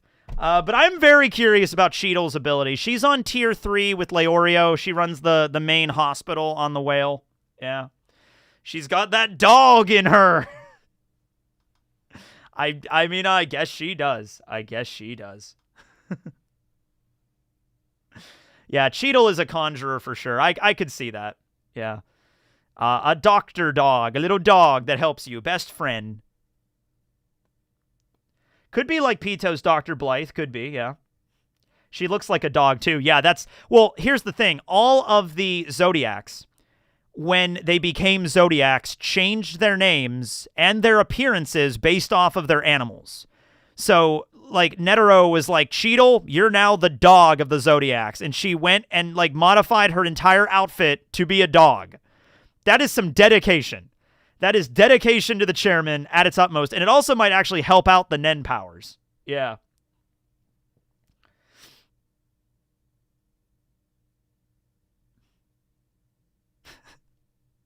Yeah, except Jean and Pariston. Jean is the rat, and Pariston is... I mean, Jean is the boar, Pariston was the rat. Yeah. Although Pariston is a rat. He looks like a rat.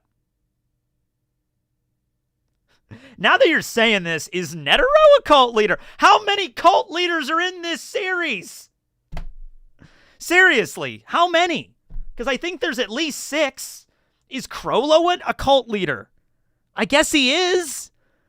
Like, Netero is a cult leader? How many cults are in this story?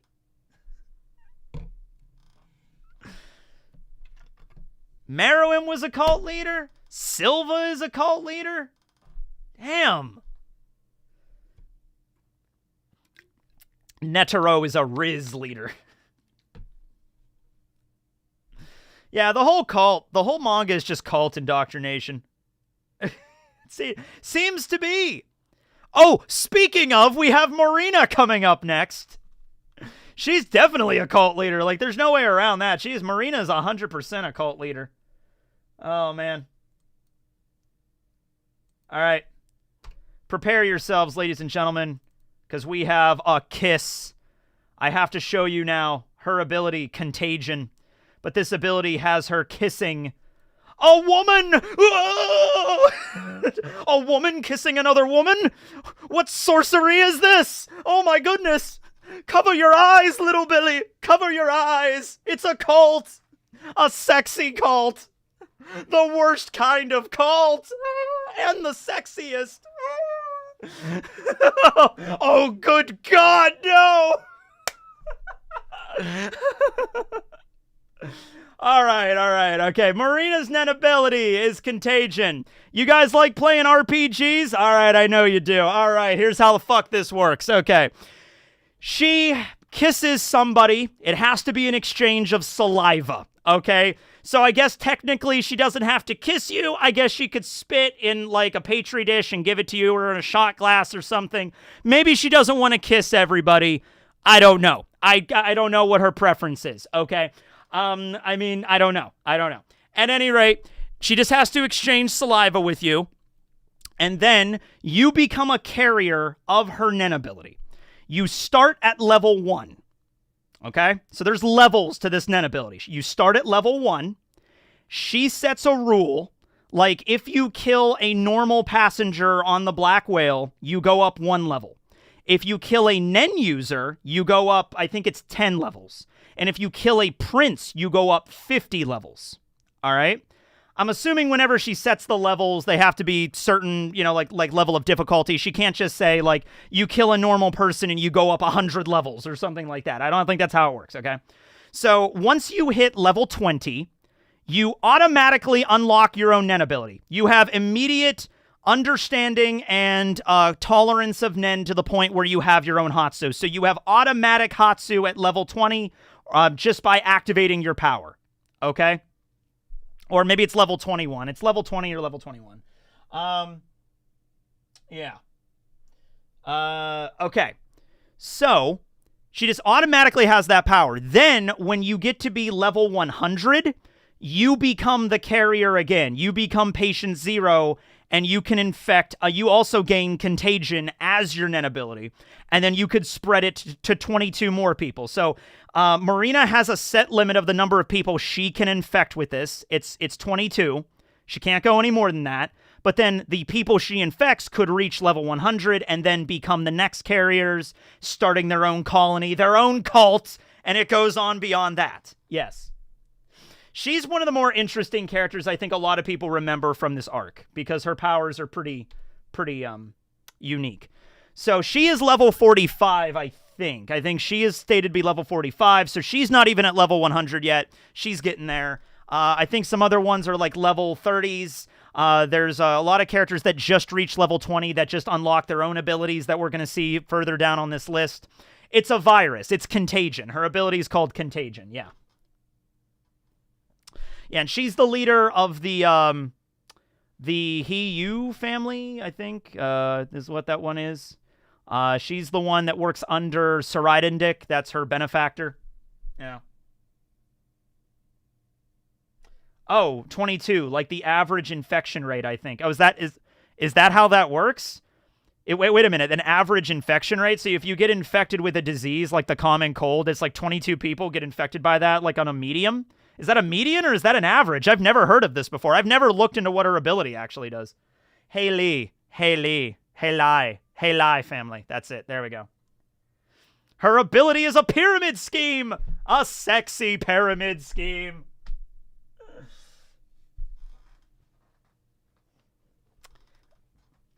Yeah, it's not hacks, and the people that she kisses, that she activates the ability, for 20 levels, they are not NEN users. So they're just regular people. But when they reach level 20, you just automatically get a Hatsu. I mean, you don't have to work for it. You just get it. I mean, you have to work for it, but it provides you an alternative, you know? Yeah. I'm going to say A rank, because you're right. I don't think I put it like pretty high up here. Put it like right here. It requires a lot of people. It requires some time. And the people that are infected could die too, because the whole point of it is you got to kill people to level up. Well, those people could fight back and kill you too. It really depends on how good you are at killing. That really is the thing of how it comes down to, right? Can she infect a NEN user? I think she could, but if she infects a NEN user, they already have their own Hatsu. I wonder if they get a second Hatsu. I wonder. That'd be pretty cool. We could vote to move up. You know what? Let's do that. Let's see if she belongs in S tier, because I think that's fair to ask that. Does Marina belong in S tier? Start poll. Yes or no? Let's see what we got.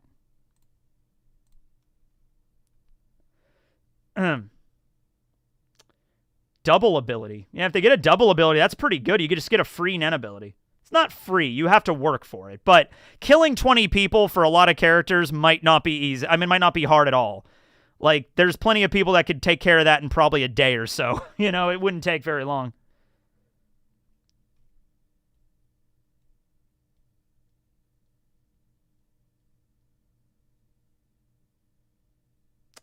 I don't think going to level 100 gives... Well, she's originally patient 0. I don't know what happens if she gets to be 100.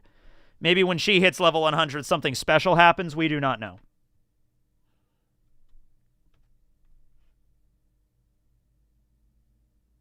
Yeah, she's a scary character. All right. I'll keep her at A rank right now.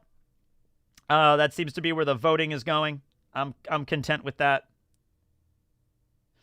Some may say that even 100 outside the boat would be quite easy. Yeah, also, this is all inside of the Black Whale, which is very limited in terms of where you can go. Like, certain tiers are locked out to certain people. You need passes. It's hard to go from tier 5 to tier 4 to tier 3. It's basically impossible to go from tier 3 to 2 to 1, because 1 is where the princes are, so it's pretty hard to get around. So that might also be a factor here, you know? But yeah, and in terms of combat abilities, she doesn't have any. So, pretty good power, though. All right. Okay. So this ability is Convert Hands. This ability is one of the powers that Crollo stole from a random dude. I don't think this is the one from Meteor City. The Elder was Sun and Moon. This one ability, it's a body swapping kind of ability. So if he touches somebody with one hand, his appearance goes to them. If he touches somebody with his left hand, their appearance goes to him. And if he touches the person at the same time with both hands, they just swap appearances immediately. They still retain all of your like your memories and personality don't change, just your physical appearance. It's literally just Transfer Student is the name of the power. Yeah. It's a switching ability. It's an appearance swapping ability, and it was really helpful when Crollo was fighting against Hisoka. But the applications of this, it's not a very difficult ability to understand. It just switches appearances of people. So you could see the applications of that. It's good for espionage, good for causing confusion and things. Yeah. It's a disguise ability. Not bad, but not amazing.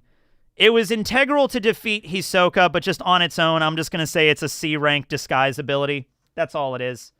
I'd say C is good for it.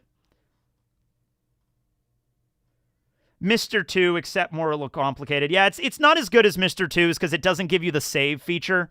Mr. 2 can recycle any face he's seen before. Convert Hands doesn't do that. It just, you actually have to, touch the person at the time to do it. The old switcheroo! Yeah. Who do you think it belonged to? You could argue it could have belonged to somebody like a spy.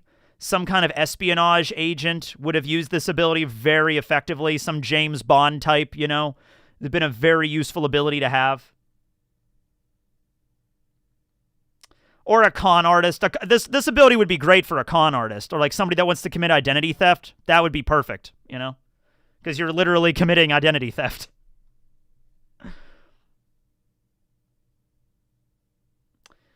All right, next up is Gel is her name.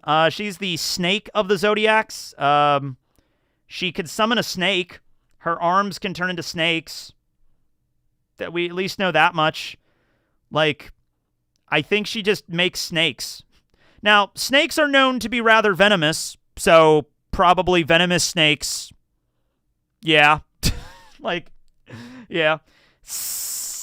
S tier. Yeah, Neon dying off screen. Neon died because Togashi just didn't want the fortune-telling ability to be around anymore. Hey, Crollo, can't you just read our fortunes to see what happens? And Togashi's like, I don't want to write a bunch of poems again for this shit. She just dies off screen. Yeah, we don't know enough. She makes snakes. I don't know what else she could do with it. She's sexy. I would say she's the sexiest member of the Zodiacs, but that doesn't count for anything here. Yeah. She is Lord Orochi! Okay. Coming up next, we have Rihan. Oh, Rihan's ability is fun. Rihan's ability is the Stranger, also called the Predator. He summons the Predator from that movie with Arnold. Okay, so here's how Predator works. Rihan has to understand a particular NEN ability very, very, very thoroughly. He has to examine it. He has to analyze it, so much so that the manga becomes a light novel while he's explaining everything. As he's staying in close proximity to the person, then a NEN beast will form inside of him that is the perfect natural predator to whatever NEN ability he is studying. The more he understands about it, the more the predator will be a certain one-hit kill. And that is what it is. Once he understands what the ability is, a predator is created, and it's a one-hit kill ability. After this ability is activated, and he, eliminates the threat, he cannot use predator for 48 hours. He has a cooldown period. After the cooldown period is done, he can use the ability again. It's an ability that requires an immense level of preparation, but as long as he stands next to the person and he can like look at the NEN beast and just understand its power, if he's off by it a little bit, the one-hit kill thing doesn't work. So if he activates it earlier, the Predator might not be strong enough to kill the NEN beast in question. But as long as he has enough time and enough time to study the power, certain kill. So I think it's pretty damn high. Now, the problem is, like, if the person does not give you the carte blanche to just stand there and just analyze their ability, then it's not a very good ability. Nerd ability. I think it's at least A tier for Rihan. Yeah, I think it's at least A tier.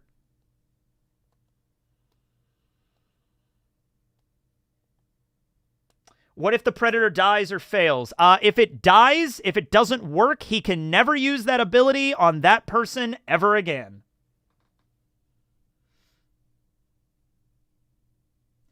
It also mentions here that it's at disadvantage with anybody that has multiple abilities. So if you have multiple powers, this isn't going to work that well. So it's not going to work against Kurapika. If he tried using this against Kurapika, it'd be pretty tough unless he knew every single one of Kurapika's abilities thoroughly. Like every single one of them exactly. And I don't see Rihan doing that. I don't see Rihan learning every single one of Kurapika's powers. So Kurapika's safe from this. Yeah. Yeah. Yeah, Crollo would counter. I feel like the ability would work on knowing the conditions of Bandit's secret. Not every ability that he's stolen, but knowing that Bandit's secret is an ability that steals other abilities, and these are the conditions for Bandit's secret, and this is the bookmarks ability, and how he has to open the book and close the book, and how many abilities he can active at the same time. That would be how it would work, but Crollo's not going to give you enough time to pal around with him to learn that power, you know?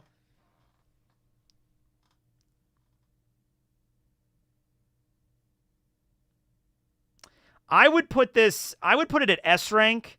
I'm putting it at A rank because of the downsides. You are so screwed once I finish taking notes on you in a few days. That is basically it. Yeah. But the thing is, like, Rihan is a smart guy. He's not going to use this power when he can't.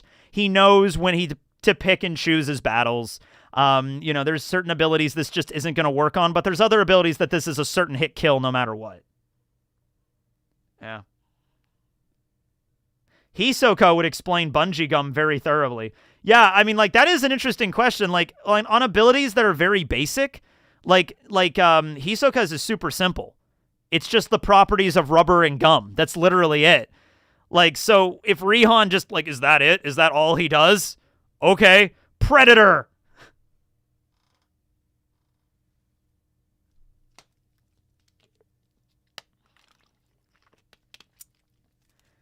Can you dodge it or avoid it? I would imagine that would be part of the Predator. So if you knew the ability, like he has an ability that can move really fast and dodge most attacks, then the Predator that would be born would be able to move really fast also. It's the perfect apex Predator. That's the whole point. So if you know an ability is really hard to hit, the Predator will be able to hit it. Also, texture surprise. Oh yeah, that's right. Yeah, it is weak against enhancer types that can just punch really hard. It does have a weakness.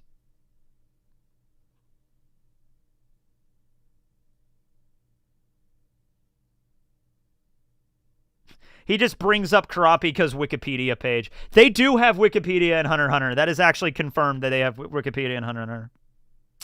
Yeah.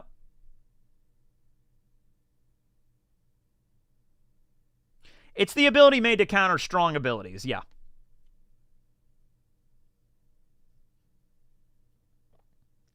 All right. Gene. Gene's abilities, we do not know what they are. We do not know what Gene's NEN ability is. He was able to use Leorio's power, but it's mentioned. That is not his ability. his ability is not to steal or copy other people's abilities. He's just naturally good at that. Without even NEN being a thing, he even said, like, yeah, if you punch me really hard, I'll be able to mimic that power. My NEN ability isn't mimicking. It's just that I'm really good at that naturally. I'm just really good. So we don't know what Gene's ability is. I have a feeling he's an emitter because he was able to copy emission abilities like really, really well.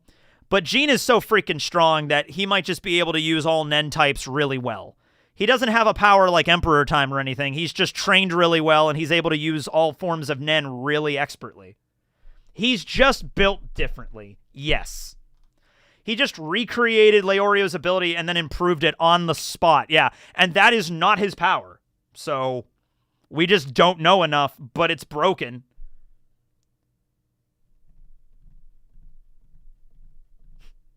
NEN ability, being him.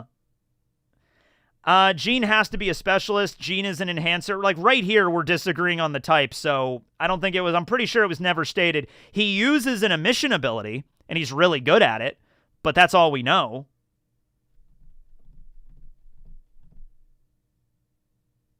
His ability is Life Giver. Interesting. Well, I mean, like, his ability is he's the father of Gon. Well, we know his ability is not being a good dad, at least that. That's a condition for his NEN. He gets stronger the more he abandoned his child. Oh, God. The ultimate condition. Yeah, Gene is like an outlier on like everything. Like, here's a question. Can Gene beat Meruem? I think he has a better chance than most. I think he has a better chance than Netero did.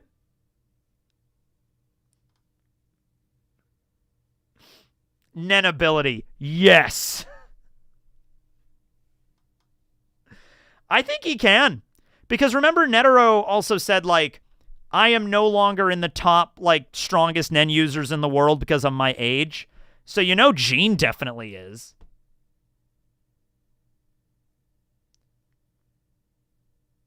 His ability is yes, and... yeah, he's like the most talented genius in the world. Yeah. Put Geen with Meruem. You know what? Fuck it, I am. I am. All right. Golem. Golem's ability, he is an emitter. He makes guns. We don't know what he looks like. He's inside of this giant mech. We've never seen his face. He can make guns or bazookas or other kind of weapons, firearms for people, so he gives people guns. And then he also has this mech suit where if you sit in the... You see that little seat in the arm of the mech suit? You can sit in the mech suit, and it's a symbiotic type NEN user where he provides like the suit and the gun, and then you provide the aura. So you're basically like the bandolier of ammo. You're the ammo with your aura, and you could just like da-da-da-da-da-da-da, like fire, like just shred an entire bunch of people with NEN bullets. It'd be crazy. My power is I make guns. Very American. It's a mission, but it's also conjuration. It's a mission and conjuration together. Yeah. Yeah, the emission is done by the user. Sorry, I got that confused. Yeah, the person sitting in the golem has to be the emitter, and then the golem itself is the conjuration ability, yeah. The all-American NEN ability. I'll go B. I'll go B, because if it was just I summon guns, I'd put it down here in, like, D tier. But it isn't just summoning guns. It's like, I summon guns, and I have a giant mech suit, which brings you up to here. And then it's also like, I'm a symbiotic type, which if I get somebody else in there, I could shoot super powerful NEN bullets that can pretty much shred through anything. So I think it bumps it up to B. He's a smart guy, whoever he is. Yeah. They want to take our NEN! Skirpadur! Gerpadur! It is pretty close to Subone's power, yeah. Yeah. Hanzo. Hanzo's ability. We only know about one of them so far, but he has at least 4 of them. Hanzo skill number 4. Shadow Clone Jutsu. He makes a astral projection of himself. He has to lie perfectly still. He cannot move. He makes a double of himself. The double can phase through walls. The double can talk to people. It can even kill people. He literally strangles a guy to death using his double. And yeah, it's an astral projection form of himself. If anybody touches his real body, like shakes him awake or talks to him, the ability will be negated, and he'll go back to his original body instantly. But other than that, he has 3 other powers that we do not know. But they're all ninja abilities, so we can assume, like, Kuchiyose no Jutsu, Substitution Jutsu, Fireball Jutsu, right? Yeah, that's what it is. Art of the Doppelganger. Pretty good. I mean, it's a ghost, but it's a ghost that can, like, phase through walls and kill people. That's a pretty effective ghost. Yeah, and he probably has more than 4. It's just we know just 4. At least 4. Oh, it's better than Castro's clones for sure. For one thing, Hanzo might be a conjurer. Castro's sucked because he was an enhancer that tried to use manipulation and conjuration abilities. Hanzo might just be a conjurer. He might be between transmuter. I think midpoint between transmuter and conjurer would work, because you'd have to transmute your aura into a lot of things for ninja skills, so I could see that. Conjurer would work for summoning jutsu. I think he's a conjurer, yeah. Hi, I am drunk. Where is the Jinbei discussion video? Greetings from Germany. Hello, drunk German. Nice to see you. Thank you for the 20 German dollars, the 20 euros. It's not out yet. At some point, I'll get around to making a video on Jinbei, but I do want to do that, yes. Yeah. So we'll put Hanzo, I don't know. From what we just saw with this power, maybe B.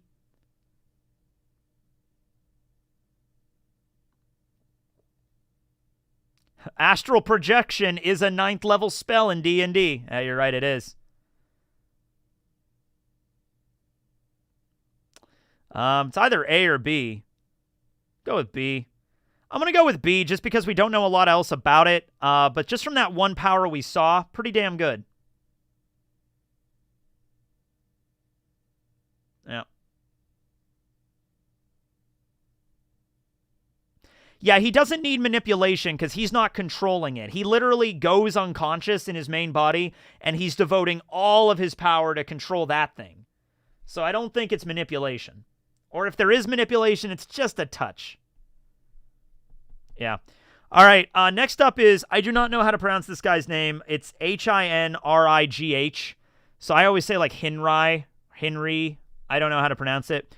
His ability is, do I have a picture of him that Korose drew? I think I do, yeah. His ability is... Actually, I don't have that one, no. It's Gold Experience.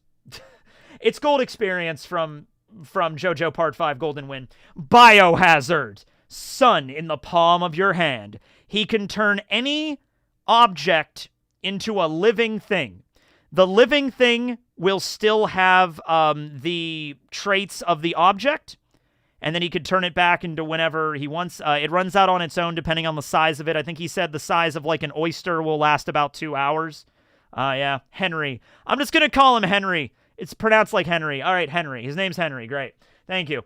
So the way he uses this, he turns guns into snakes, and then the snakes are able to like open their mouths and then shoot bullets at the people that are holding them.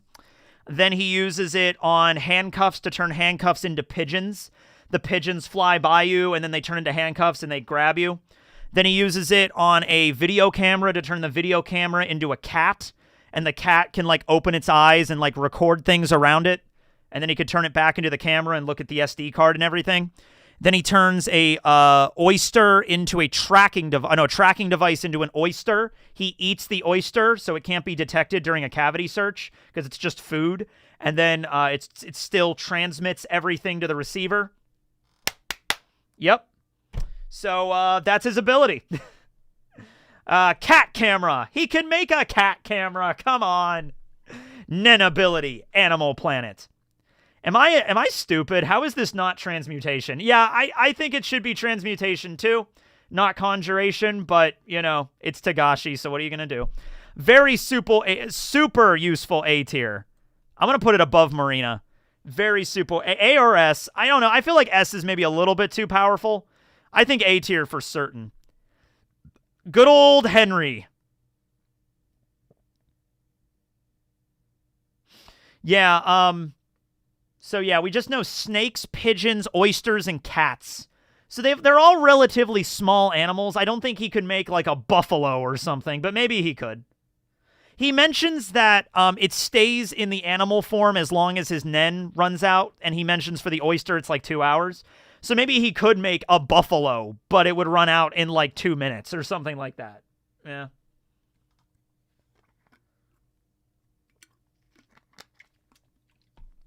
I love the name of this though, Biohazard. That should have been Giorno's stand ability. There's probably a song out there called Biohazard. In fact, let's look that up right now.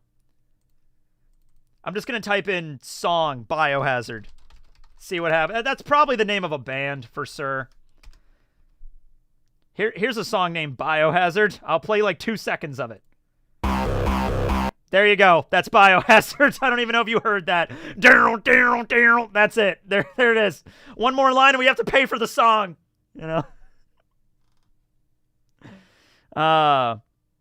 What do you mean Biohazard doesn't match his ability at all? He's turning animals into hazards. Or things into animals. Biohazard. That's such a cool name. Biohazard Requiem. Or maybe Giorno's ability, Biohazard. I mean, kind of. Giorno does some wacky shit with his power, man. He does some wacky shit. That was about to go hard. Yeah, I don't know. I kind of like the beat of that. It was like down, down, down. I want to see where that goes. I got to look into that song later. Yeah.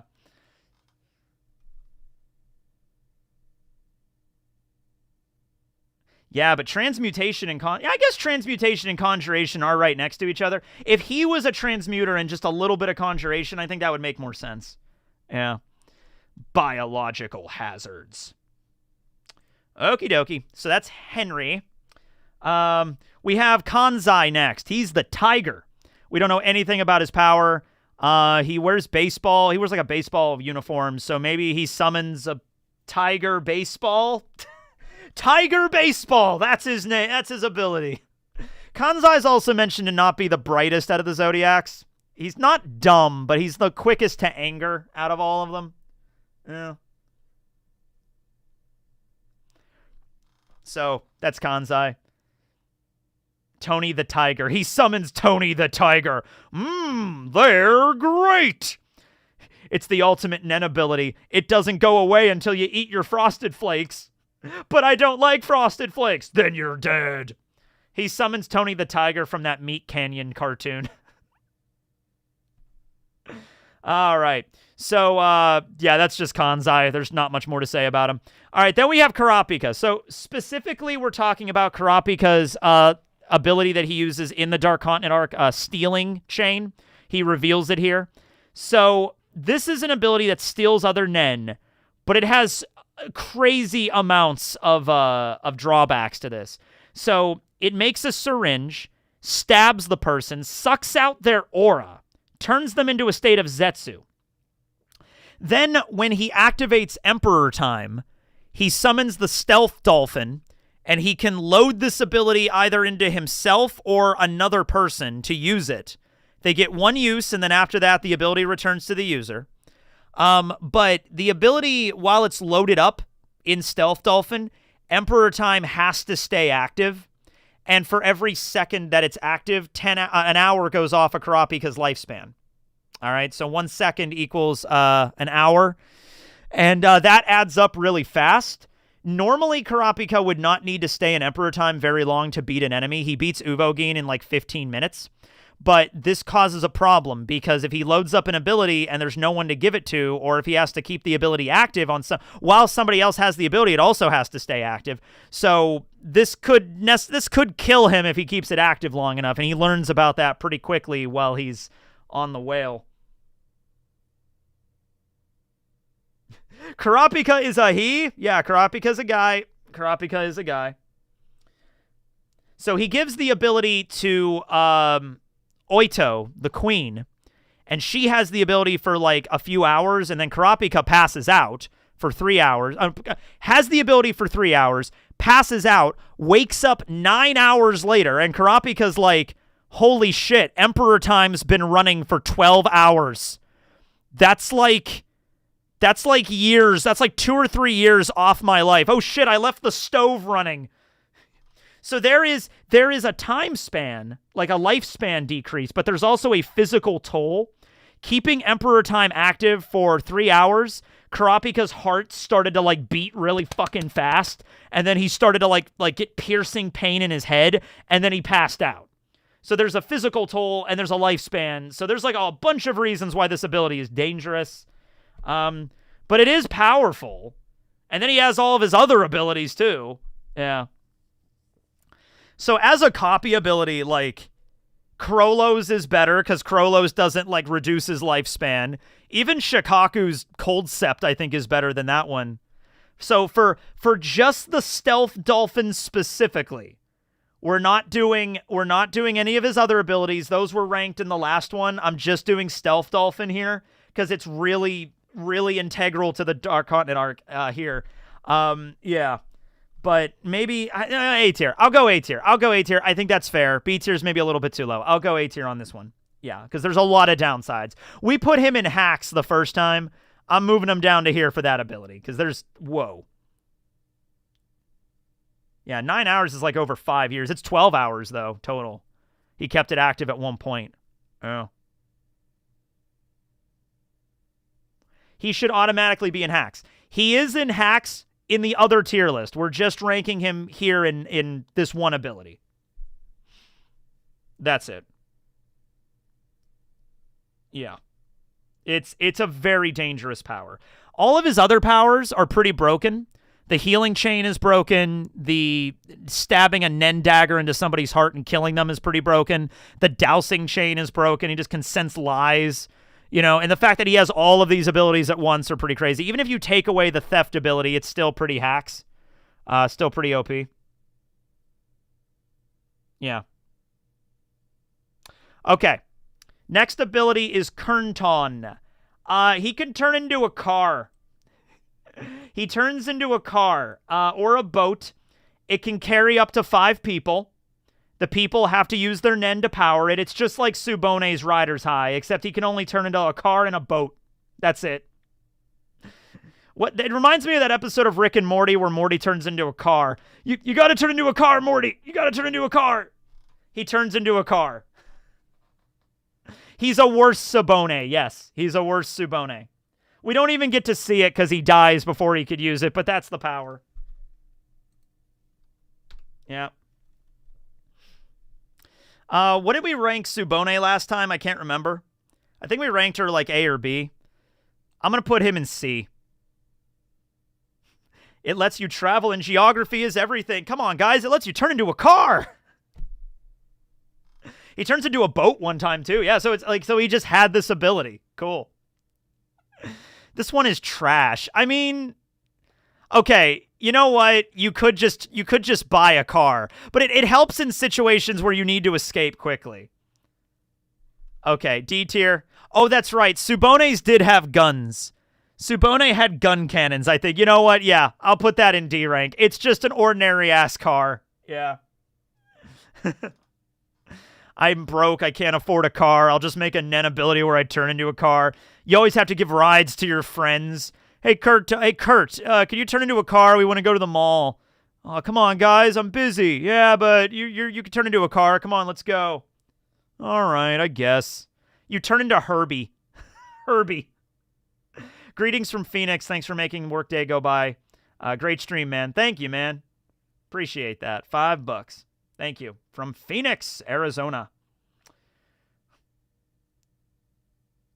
Yeah, I don't think Subone is way faster. I don't think Kurton's as fast as that.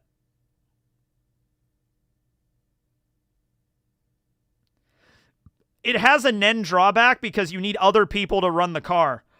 you can't even turn into the car and then drive it yourself. You need other people to put the gas money in. Yeah, turning into a car would be horrifying. Yeah.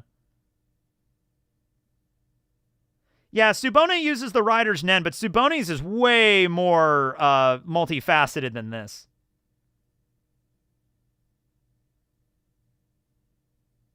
Wait, really? Never mind. It's worse. Yeah, it's worse. Yeah.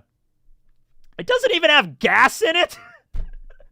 You turn into a car that doesn't have gas in it. Congratulations, buddy. Congratulations. All right. I think it stays out of I think it stays out of trash. I mean, turning into a car with other people, it does have some applications. It's not great, but it's something. Kurt is also friends with Bill, so Bill and Kurt are in the same tier, which I find funny. All right, Looney. Looney has a teleport ability, another teleport ability. He is one of the people that were infected by Marina, so he has contagion. Okay, well, he's going to get contagion if he gets to level 100. So what his ability is, he goes into a room that has no windows and only one entrance. All right? There can't be any other exits that you can take. You go into a room, you shut the door, you lock it, and then he can exit out of the walls or the ceiling of that room to any other location he's ever been to. If he wants to go back to the room has to stay sealed. If somebody opens the door while he's gone, he can never return to that room again, and he can never use that room again. Now, it's not a bad ability, but he can, like he said, he even thought, like, I can probably escape the black whale using this ability and return to the mainland if I wanted to, which is a distance of, like, several hundred kilometers. But he might not be able to get back on the whale. So that's why he was, like, afraid to do that. He's like, I might be able to do that. I feel like I could, but if I get stuck, I can't come back. So, yeah. That's way too many limitations. Nove's teleportation ability was so much better than this. Yes.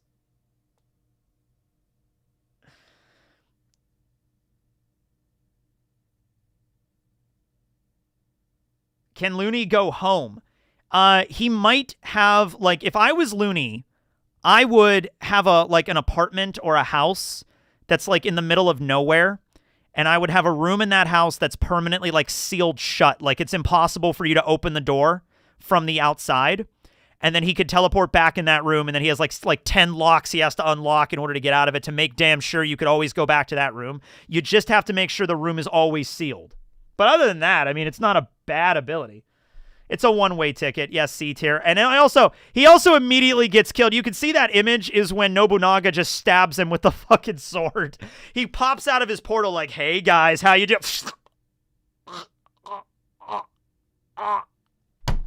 And then Nobunaga immediately kills him. That's a fun ability. I'd buy that for $1.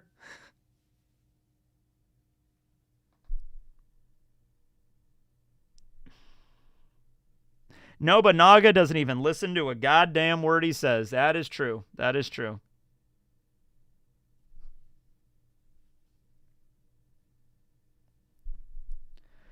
Yeah. Bathrooms work really well for that because a lot of times bathrooms only have one door and no windows. A closet. Closets work. But if somebody opens the door, you're fucked. You can't go back there. Yeah.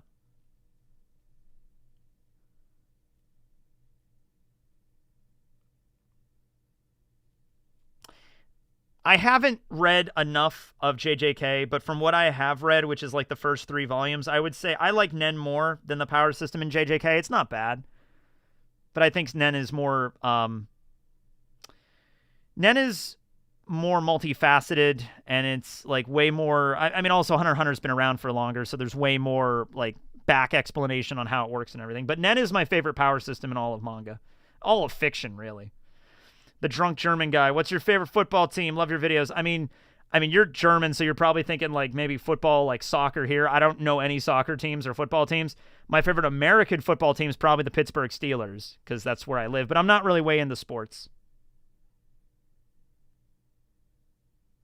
Yeah. Okay. Sun and Moon. Sun and Moon is another ability that was stolen by Crollo for the fight against Hisoka at Heaven's Arena. It is a ability he got from a guy at Meteor City that died, and the post-mortem Nen, like, he still has it in his book, even though the guy died, and it's super strong now. So he has a plus sign with a sun on one hand, and then a negative sign with the moon on another hand. He touches somebody, and then he touches another person, and or the same person. If both of these symbols come together, an explosion occurs. It's like a detonation ability. So the way he uses this against Crollo, the way Crollo uses this against Hisoka is he places it on the dummies that he creates that are attacking him.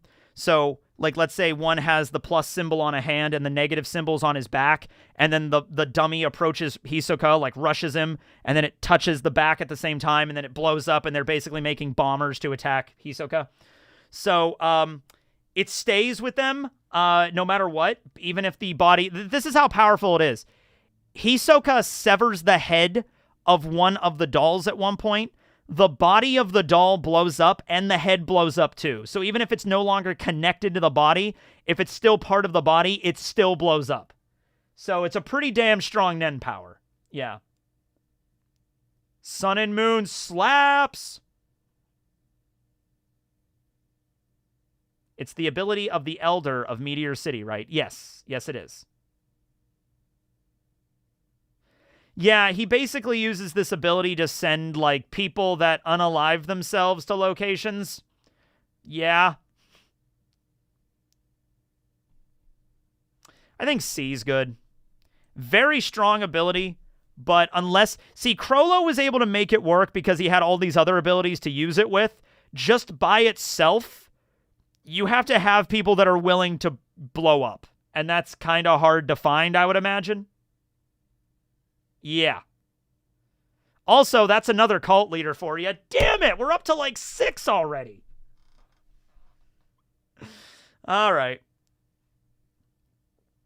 Yeah, it works for puppets and corpses, but you have to have access to the puppets and the corpses. Crollo did, because he has all those, like, he has a bunch of different abilities, but yeah. Why is it hard to leave the Black Whale? It is hard. It's impossible if you're a prince. If you're a prince and you're part of the succession battle, you try to leave, the Nen kills you. If you're a normal person, you can leave, I guess, whenever. It's just it's in the middle of the open ocean and there's nothing around for hundreds of miles. So you need to have a boat or some way to get back to the mainland. It's just you're in the open ocean. But yeah, for a normal person trying to escape, that would be just whatever you can find to get out of there. For anybody else, though, for the princes, they would die. The Nen kills them. Yeah. Next up is Lynch.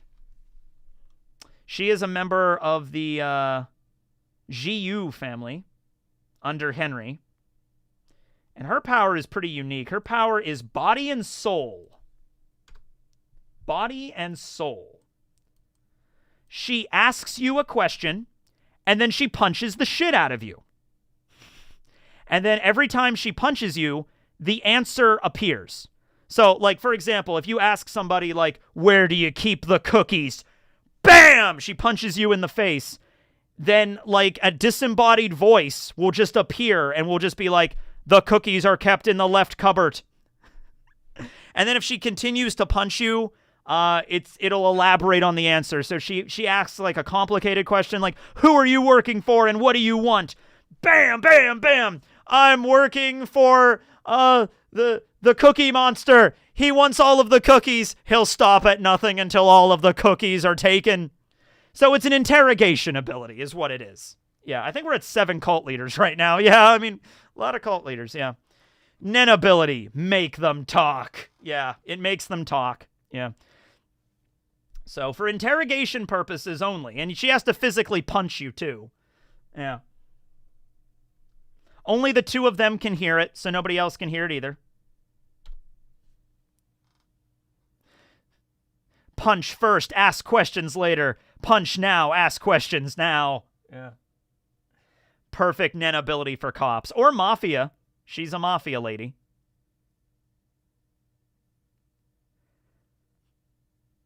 But I'm going to say her ability is... for interrogation purposes, I'd say there's really no drawback that we know of. I'm putting it B.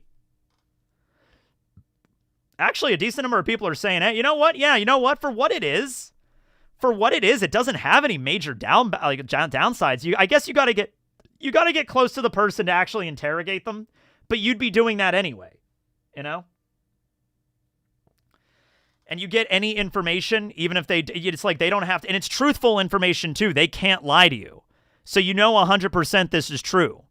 You know 100% that Cookie Monster is a cult leader trying to steal all the cookies. You know? You definitely know this. No, it doesn't even have to be a strong punch. I mean, it looks like it's pretty painful when she punches you, but I imagine like maybe the force of the punch increases the chance of the likelihood of what it's going to be, maybe. Is the earth flat? Punch. I mean, in that situation, it would just be whatever that person genuinely believes. If that person genuinely believes the earth is flat, then so I guess misinformation, because there's a difference between lying and just being misinformed. So I guess this wouldn't help against being ignorant. It would just help against lying. Yeah. What's your NEN ability? Punch. That is, honestly, you could do it for that. Yeah. All right, Chandler, you've been doing this like every single time I do a live stream. You come in here and just say spoilers for next chapter, and you do that like every time. So I'm going to time you out, and please stop doing that. I don't know. It's just he's been kind of spammy lately. So quit it. All right. Ginta from the Zodiacs. He's the sheep. We have no idea what Ginta's ability is. I'm going to say he summons a giant sheep and it sits on you. It summons a big floofy sheep. That's it. That's it.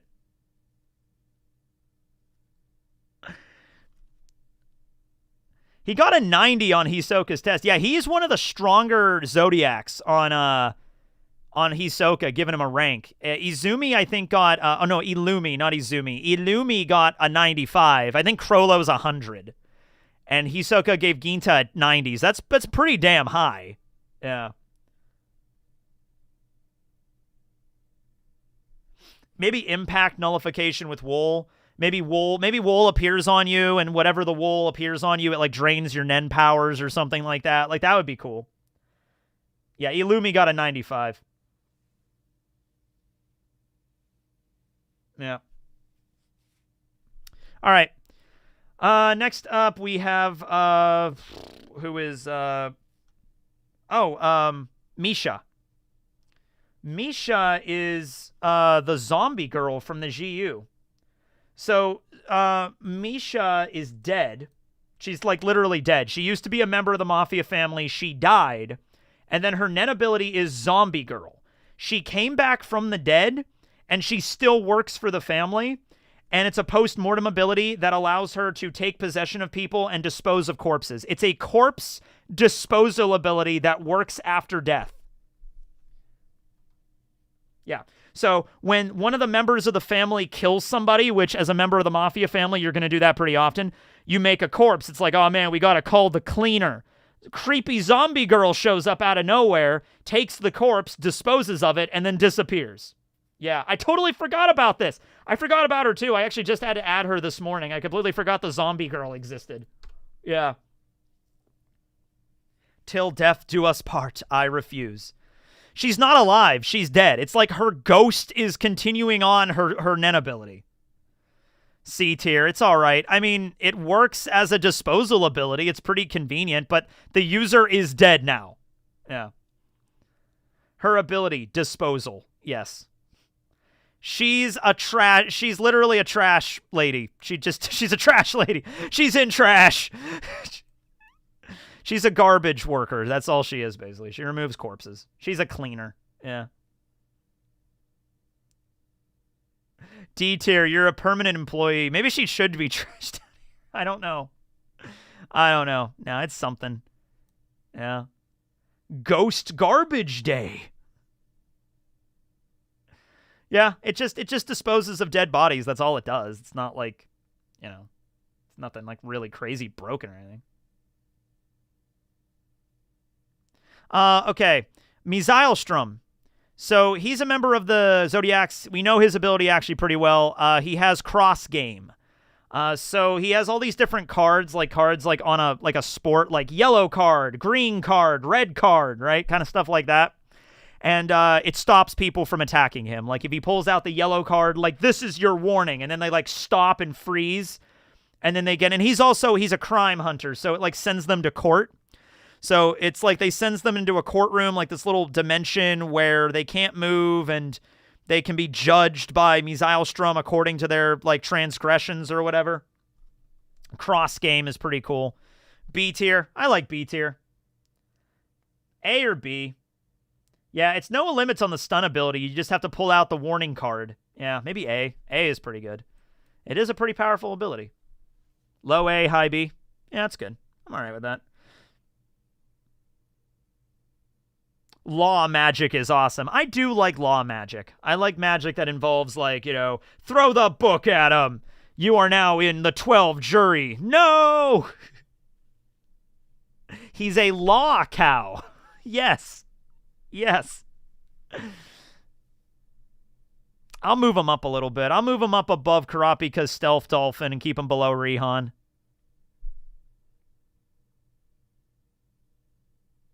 All right. Next up is Musei. Musei is one of the abilities that Benjamin has now. He summons 3 different types of burbs.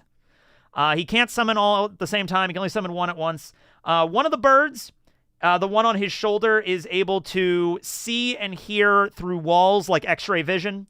It's like a sound detector and X-ray vision.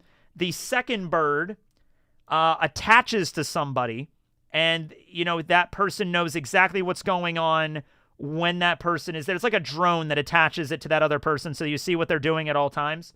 And then there's a third one that we haven't seen yet. So there's 3 different kinds of birds.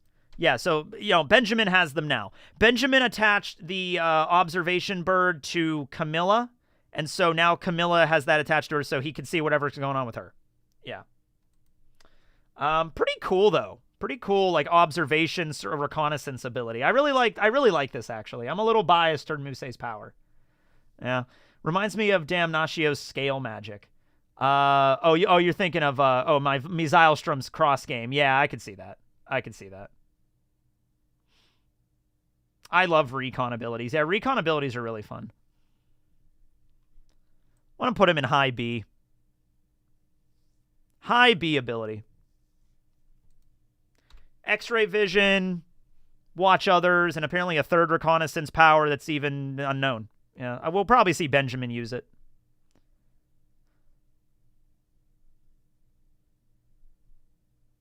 It's an owl, B+. Yeah. What about retcon abilities? The ability to retcon any other ability. All right, we got another power by Crollo. We have Order Stamp. So it makes a stamp that... so I think the original user of this ability is strongly implied to be like a puppet maker. Like somebody that made dolls or made puppets. And then they stamped the thing on the puppet and it made them like, I want you to be a real boy. You know what I mean? It's like, I'm Pinocchio, right? So Crollo got this ability. And it allows him to control a lot of people or a lot of things, objects. It's an ability that manipulates objects. Now, it can't be used on people or corpses because the original user of this power did not view people and corpses as objects. Crollo does, but the original user didn't, and so that affects the way it is in the book.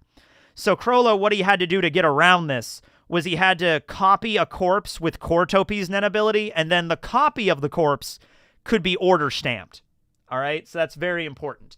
The kanji on the stamp is just person. It means person or human. So, you know, you could kind of see the idea here. Like maybe it was some guy, some sad, guy in his workshop that's like, I want my puppets to be real. You're real. I'll give you the stamp of humanity. You're just as real as everybody else.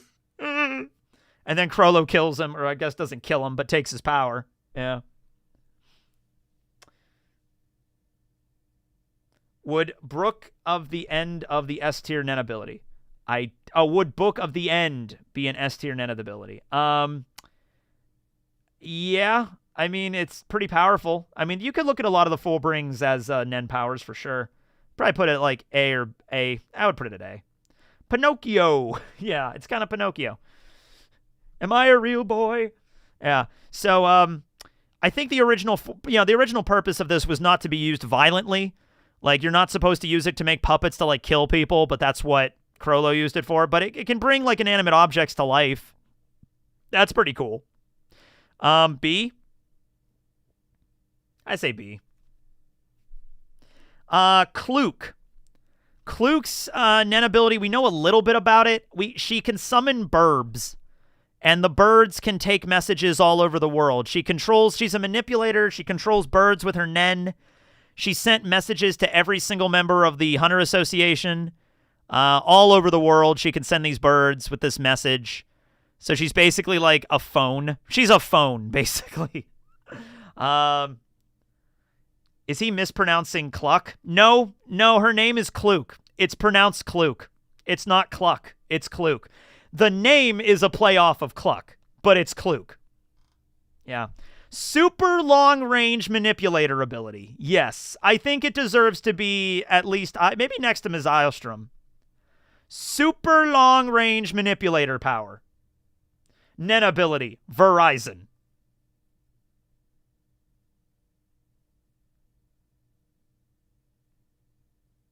Yeah, all over the world is crazy. Yeah, it's a pretty long-range power.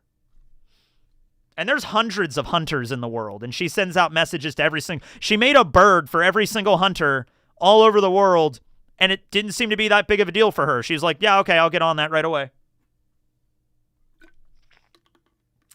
Geez, big news! Yeah, it's more secure this way. Yeah, it's to make damn sure the hunter gets the message. It's not just a phone call, because hunters can just ignore the phone call. Like, the association's calling me, I don't give a shit. And then a bird shows up and like, cuckoo, you need to appear at the Hunter Association for an election. If you don't, we'll take away your license. Cuckoo. Shit. All right. Her birds have a VPN. Yeah, Vipin. How does the birds know where to fly? She controls them with her NEN. She gives them like a manipulator. Like, you go here. You go to these people that I'm giving you the message to. Pretty cool. Pretty cool, right? Wrong. Really cool. Her ability, jury duty. Yes.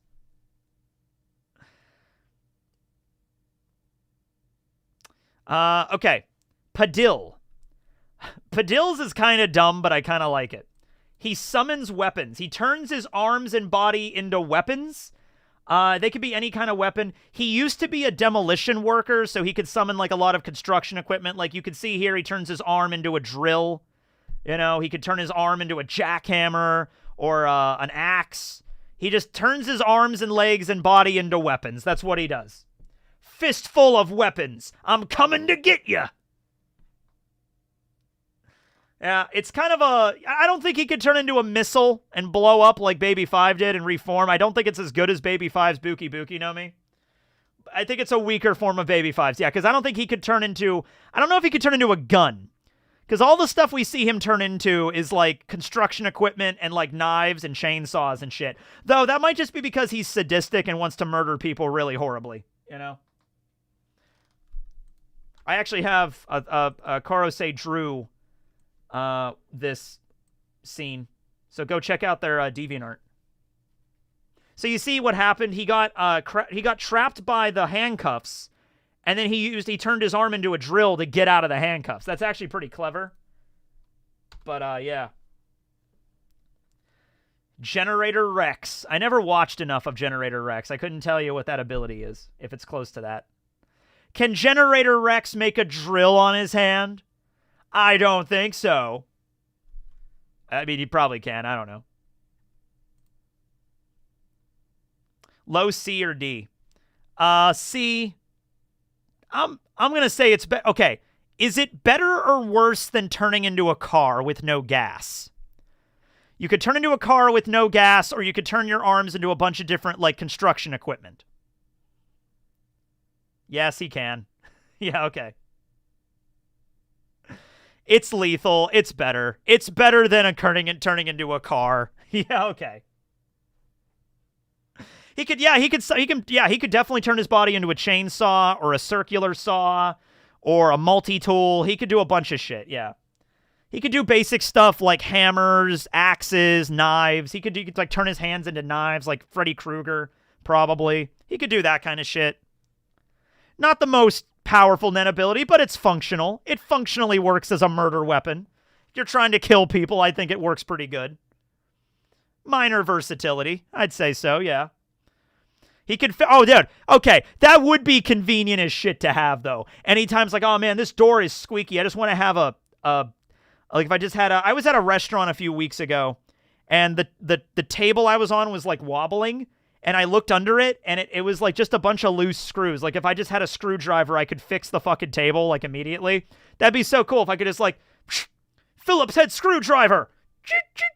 Actually, not even Phillips head screwdriver. Power drill. Power screwdriver. You know? Yeah. But anyway, Padil is dead now. He died, and he was one of the corpses that the zombie girl removed. So, yeah. Okay. We have Sayu. So he is the member of the Zodiacs that we actually do know his ability pretty well. It summons, and his ability, as he describes it, is like, it's a pretty simple power. Anybody would get it when I explain it to you. He summons 3 monkeys. There's the monkey that can't see, the monkey that cannot hear, and the monkey that cannot speak. And when one of these monkeys hits you, it takes away the corresponding sense.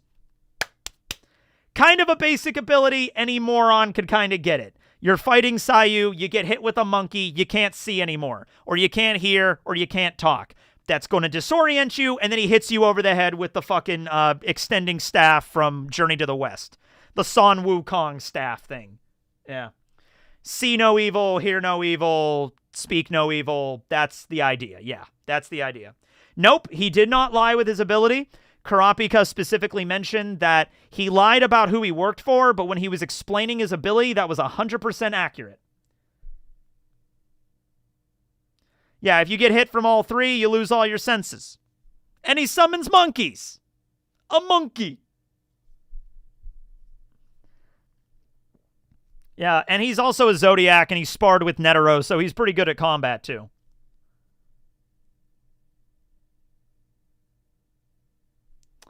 I think A. I think A along with the other Zodiacs up here. Because he even mentions, like, if somebody's really, like, if an enhancer gets hit by this, he mentions enhancers are ironically not affected by this as much because their abilities are more simple, but they actually are affected a lot because, you know, if you're a guy that punches shit and all of a sudden you can't see anymore, you're going to panic a little bit there, at least a little bit. You're going to, like, give you pause of, like, shit, I can't see anymore. That's not good. It doesn't really take away your ability, but, like, you're going to be disoriented for a second or two. Probably a few minutes at least. Okay, and Chandler, I told you to stop doing this, and you keep spamming it, so I'm banning you now. So that's just the way it goes, man. Nope, not you. Yeah, the one rule is don't spam in the chats. And he's been spamming for the last couple of weeks now, so bye. Goodbye. So long, farewell, until you make a sock account that I have to ban as well. That's the way it goes. All right, Pariston Hill. Pariston. We don't know. I mean, we just don't know what his power is, but my God, the kind of ability that Pariston would have, I am probably, out of everybody on this list, I am the most curious about. I want to know what fucking power Pariston made. Why, Chandler, why? It cannot be broken. It can't, I mean, it can't be, like, and it has to be broken is what I mean. Like, it has to be a broken ability, right? It's either complicated as shit or the most simple thing in the world. Because he mentioned multiple times he's not a frontline fighter kind of guy. And just given his demeanor and appearance, you would assume that. But he also, like, Pariston lies through his teeth constantly. So who knows? Maybe it is a combat-based ability and he's just trying to trick everyone.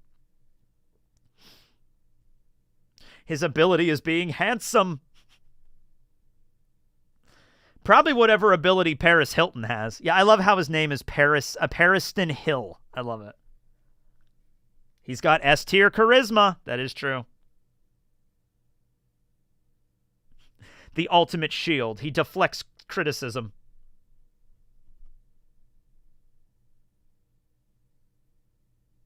But yeah, I mean, I really want to know. He hasn't been in the series in a while. Gene and him have kind of been out of it for a hot minute. But it would be really cool to see them again and to see what his power is. I think Specialist would make the most sense. I think that guy earlier said it best. It's either, like John said it best, it's either super, super complicated or it's the easiest thing in the world. He is a liar, but I feel like he wouldn't need... Like, Pariston doesn't need illusions to make him lie better. He's just good at lying. He's good at manipulating people and just being a scummy asshole while also being like, hey, guys, come on. We're all friends here, aren't we? Yeah, I might have used a bunch of temp hunters to siphon off a bunch of money in the organization for my slush fund, but, you know, it's all fine. That was just a big misunderstanding. Oh, dude. Anyway. He might be an enhancer. Who knows? Yeah, he loves it when people hate him. He literally, like, when people hate him, he literally just gets a boner from that. He's just like, oh, this is fun. I'm going to have fun with you. Not a literal boner, but he's like, oh, you hate me? Good.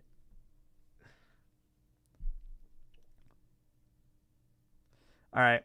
So this next one, this is an interesting one because it's shared by 14 people. Sarah Hell is just one. The person on here is just the person that represents one of them. So there is an ability. It is called Those That Were Born Out of Convenience. If I can find it here. Where is the... Oh, there it is. Yomotsu Hegui Curse. Those That Were Born Out of Convenience. It's a curse ability. What you do is the person in question has to keep a picture and I think some personal effect of the target on them at all times.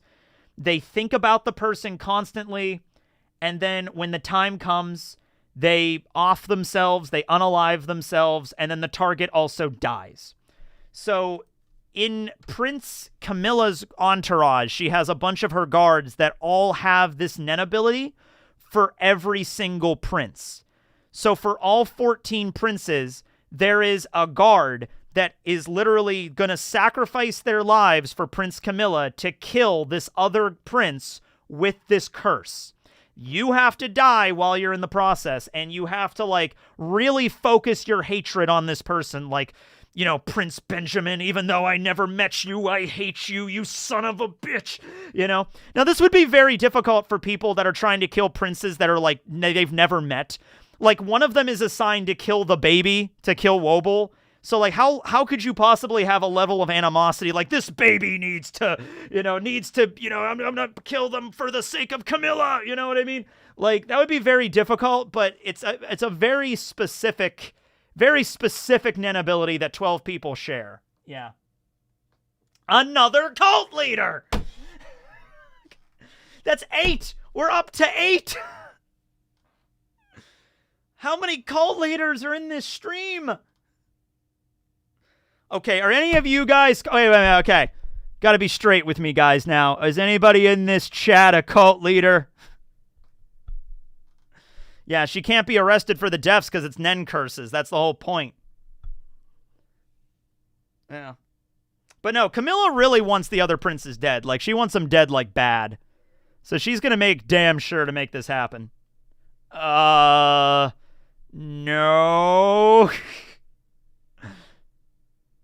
Not anymore. Well, good for you, man. Good for getting out of it. I was before I got an arrow in the knee. Oh, man. All right.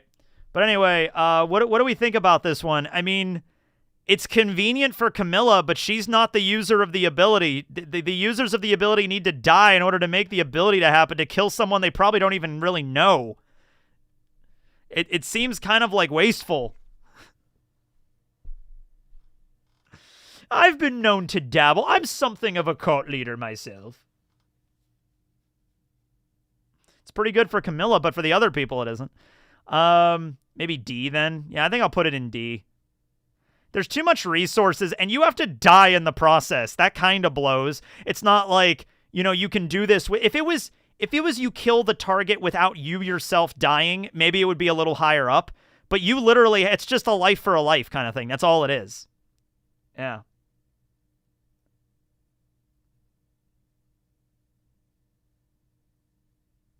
I mean, the high cost is you gotta die.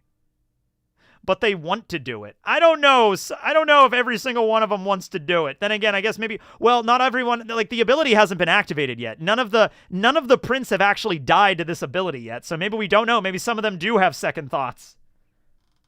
Because none of them have actually activated the power.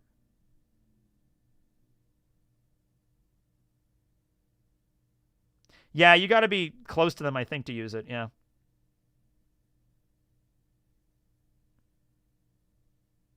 All right. I'm going to go next up to Sayard. His ability is Little Eye.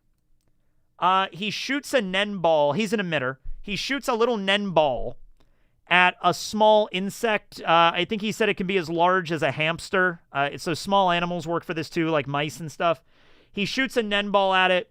He controls that creature, and then he can move it around like a remote control drone or whatever, and he could see through it and that kind of... You get it. You get the premise.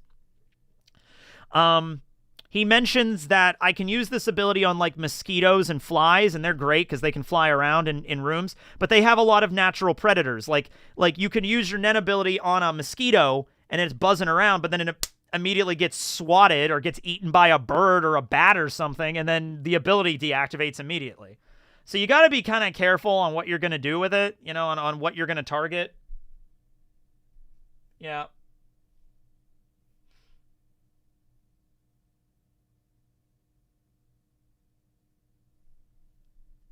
But he controls bugs. He controls bugs.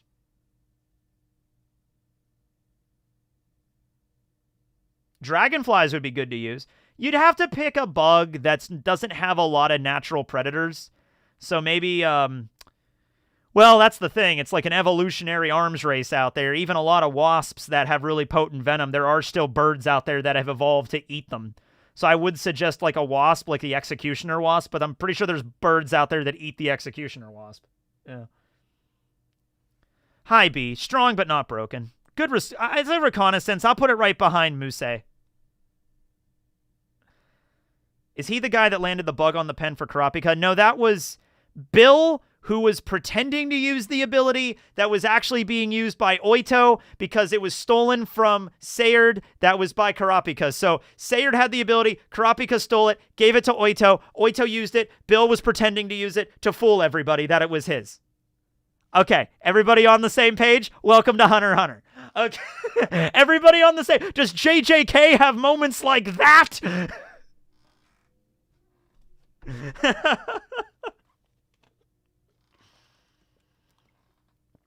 Maybe a stink bug. People don't tend to kill those. Yeah, every time I find a stink bug, I always take it outside my house. I don't kill them. Yeah.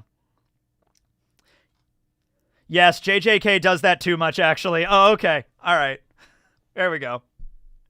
All right, Sacho. Sacho is the horse in the Zodiac. Don't know what he does, but he is he's a problem hunter. It's a very interesting. I think he's the only one that's a problem hunter. He hunts problems. So if you got a problem, if no one else can help, and if you can find him, maybe you can hire Sacho. Do do do dun dun dun dun dun dun dun dun dun dun dun dun dun dun dun dun dun dun Sacho da. Yeah. He's got 99 problems, and he'll solve every one of them. Yeah.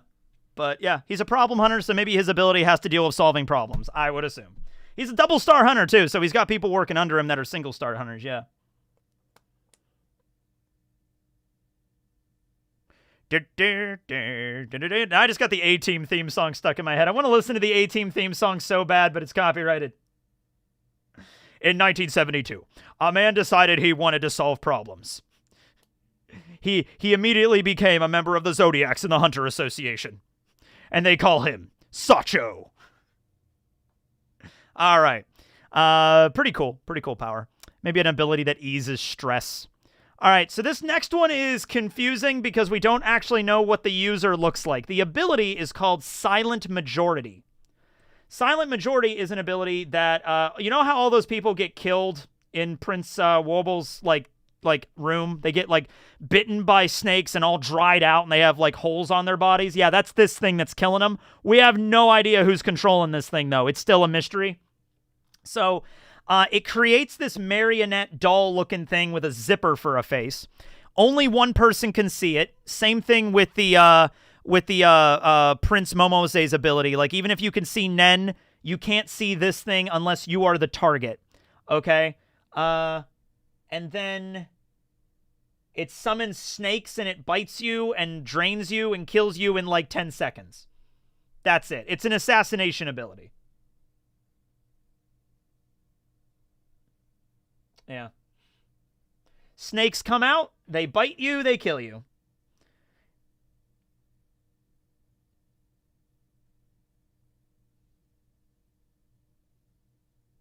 I love Togashi, man. How do you even think of this stuff? I know. I love the man, too. It's just, it's crazy, some of these powers.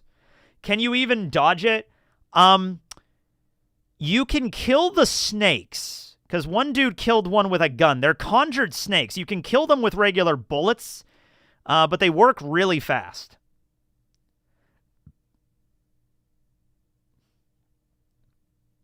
It's Orochimaru. Ay-ah. Okay. It has killed a lot of people. Like, it's killed like 5 or 6 people that, you know, keep getting subjected to this thing. Are there any NEN abilities where the point is to just chill? I don't know. 7th Prince Loserus might come up with something like that. His NEN ability might just be like, hey, man, we just have a blunt and just chill, dude. Just chill, man. B+. Yeah, I would say somewhere in B. Like, I'll put it right next to Momose's. I'll put it, like, right here. It's a good assassination ability. But if you're, like, really smart and you're a NEN user, I think you could avoid this.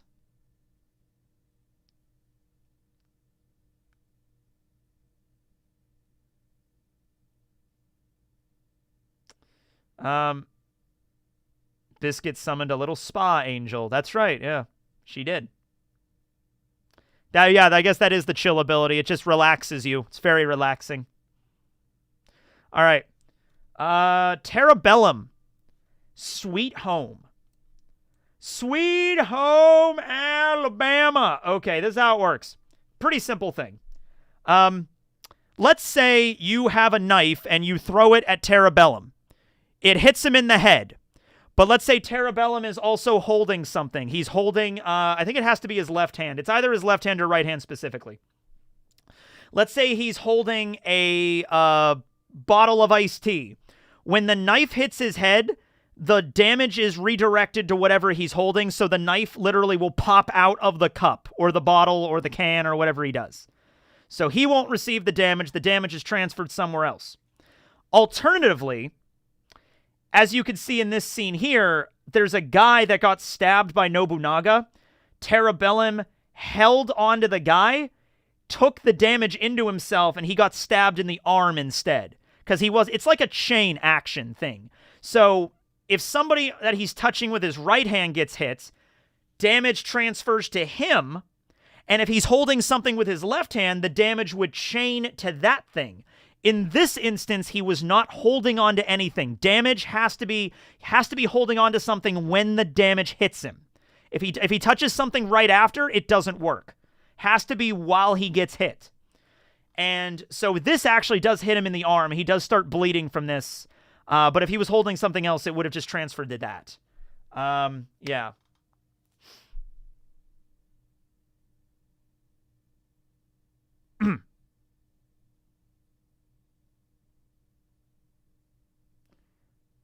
Watch this dude lose his hands. Yeah.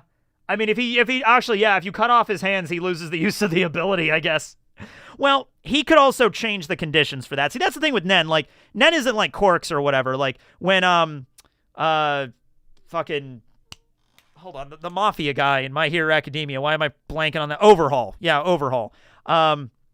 When Overhaul lost his arms, he couldn't use his ability anymore. Nen is malleable, so even if he lost his hands, he could change it so he makes aura hands or something like that. I mean, there's ways you can do it around it, yeah.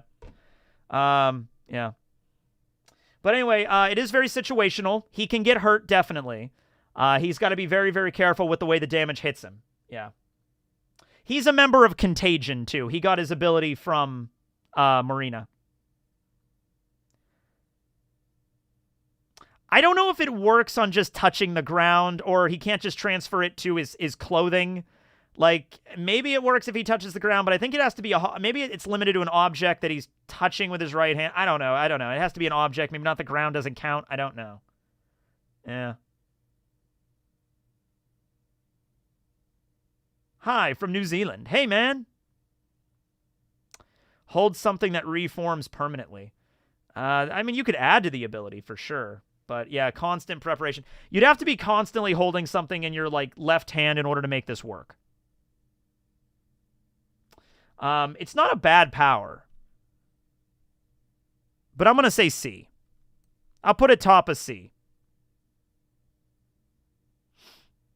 I'm just trying to think of like, yeah, you literally have to be walking around at all times holding something in your left hand, which doesn't free up, takes away like one of your hands. You can't do anything else with it. Also, whatever you get held in your hand might get destroyed depending on what the attack is. So if you're holding something in your left hand, you get attacked, that thing gets destroyed. You have to grab something else or you're going to take damage. Hold a stress ball. Those can break too. Use a golf ball. Golf balls are hard to break. Yeah. I'll go with C. Next up is a pretty simple assassination ability. It's Toofty. It's basically like Hanzo's. He lays down, he creates a astral projection form of himself, but it can only move within 20 meters, so it's not as good as Hanzo's. He uses this to kill Momose. He uses this to kill the 12th prince. So he makes a double. It's called The Touch. And, yeah. It's a shittier version of Hanzo's. Since Hanzo was a B, I think I'm going to put this guy in C. Hold multiple diamonds. Just go around holding a giant diamond in your hand. That'll be good enough. Yeah.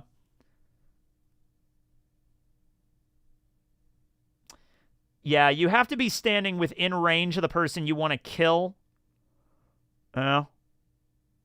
But it can be through walls though. Like it can be like I think he was asleep on the other side of the wall and then he sent it over to her room and that's how he killed her. Yeah. The Touch. Is this Bleach? I don't know, maybe. All right. We're almost done here. Only a few different abilities left. Okay, so we got Vict. Now, we don't know what Vict's ability is. It's called Tackle Shield. And Benjamin just described it. It just says it combines attack and defense. So if you look at the guy Vict here, he seems like a big, tough, strong, like quarterback kind of guy. I'm imagining it's a defensive ability that it covers him in like aura that protects him, and then he just rams into the guy. It's called Tackle Shield. I don't think it's that complicated.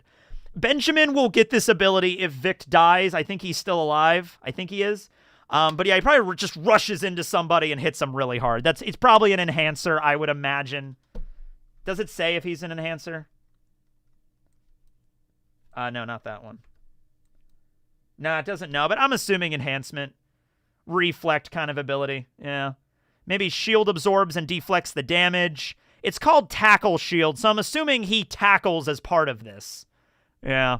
Maybe somebody shoots a fireball at him. He's rushing towards him. Fireball hits him, turns his aura into flaming aura, and then he rams into him really hard, and they take double damage or some shit. Yeah, I could see that. He's the Juggernaut. Yeah, I could see something like that. He doesn't show up really all that much, though. I'll just say basic C. End of C. Yeah. Then we have Vincent. Vincent got killed pretty early on. He has the air blow ability. Benjamin has it now. It's a monk fist attack. It's whoo, and then bro, and then the air. It's an air cannon. It shoots an air cannon. We're not really. These two are pretty. not really complicated abilities. They're pretty basic. One's a tackle shield that hits you really hard, and one's an air cannon. Yeah.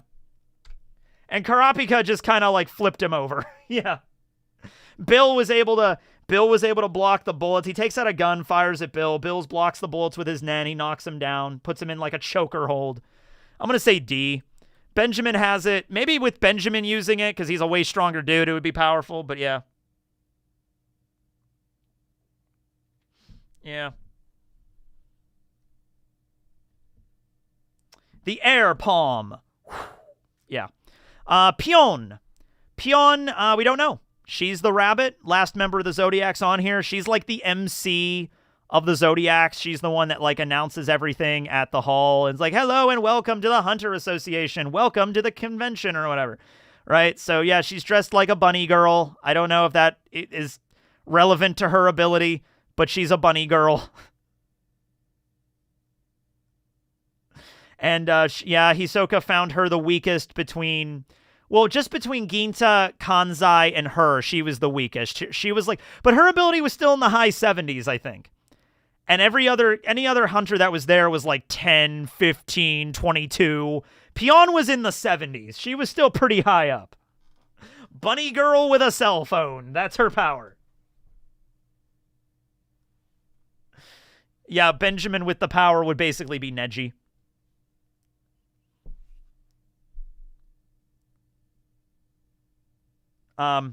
Yeah, she's like the fox girl that commentates in Yu Yu Hakusho, yeah.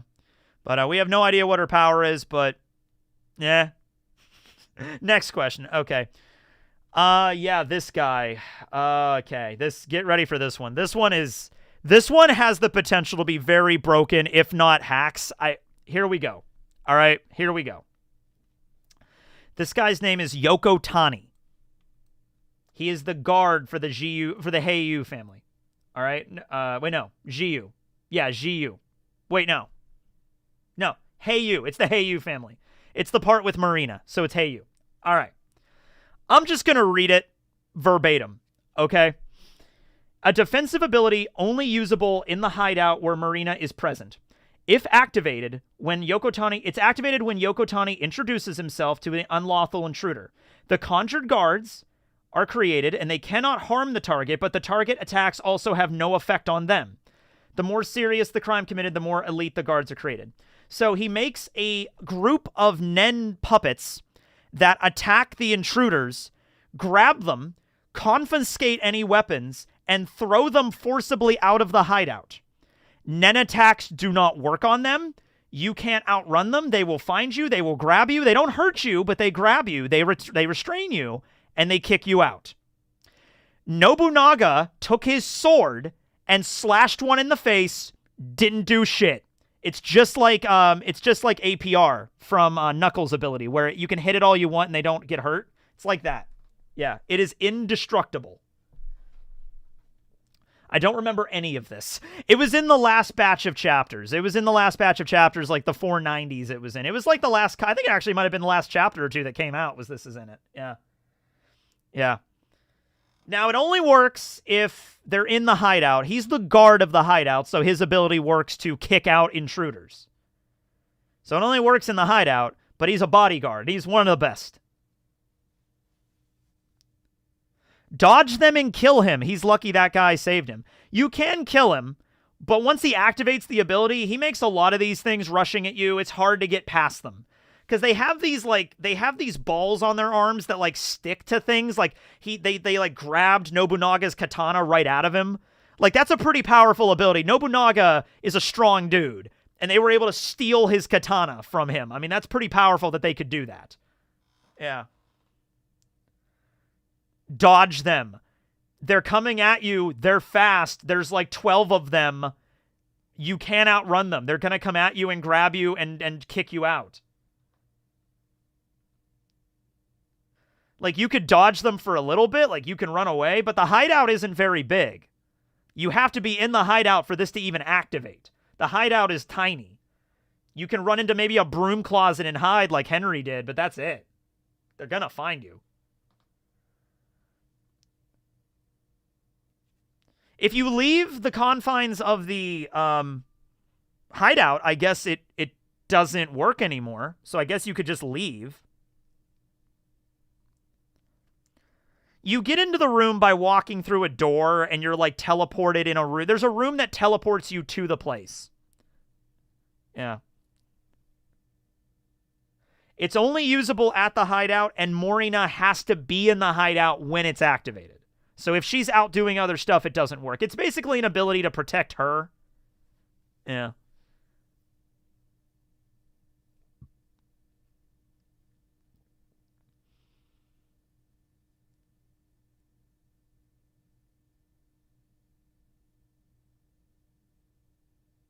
Well, you wouldn't be able to do that necessarily. You could get into the hideout and then, oh, Morina's here. Then you drop an AoE attack, but you would probably get caught up in it too.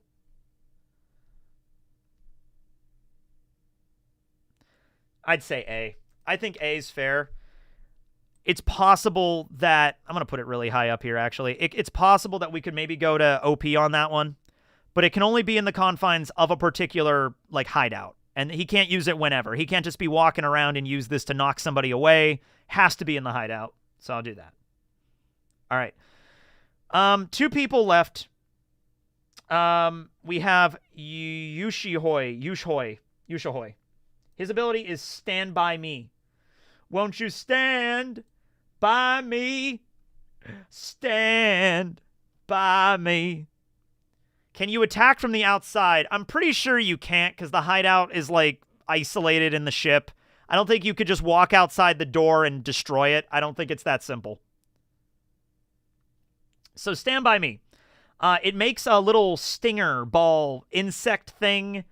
If the target stays close to the... if the user of the NEN ability stands very close to the target for a certain amount of time, the stinger ball will bite them and kill them. This is what kills Sale Sale, ultimately. If it's a non-NEN user, it takes longer than a NEN user. And he has to stay within 20 meters at all time. Now, if he's being a guard, that's easy. You just have to stand next to him, and it works. And no one will be none the wiser. Yeah. He makes a... Yeah, it's How to Get Away with Murder is the full name. How to Get Away with Murder. It's the Golden Snitch. It is. It is, basically. Except this one will murder you. This one has a syringe full of, like, cyanide and will murder you. God damn it, is this another cult?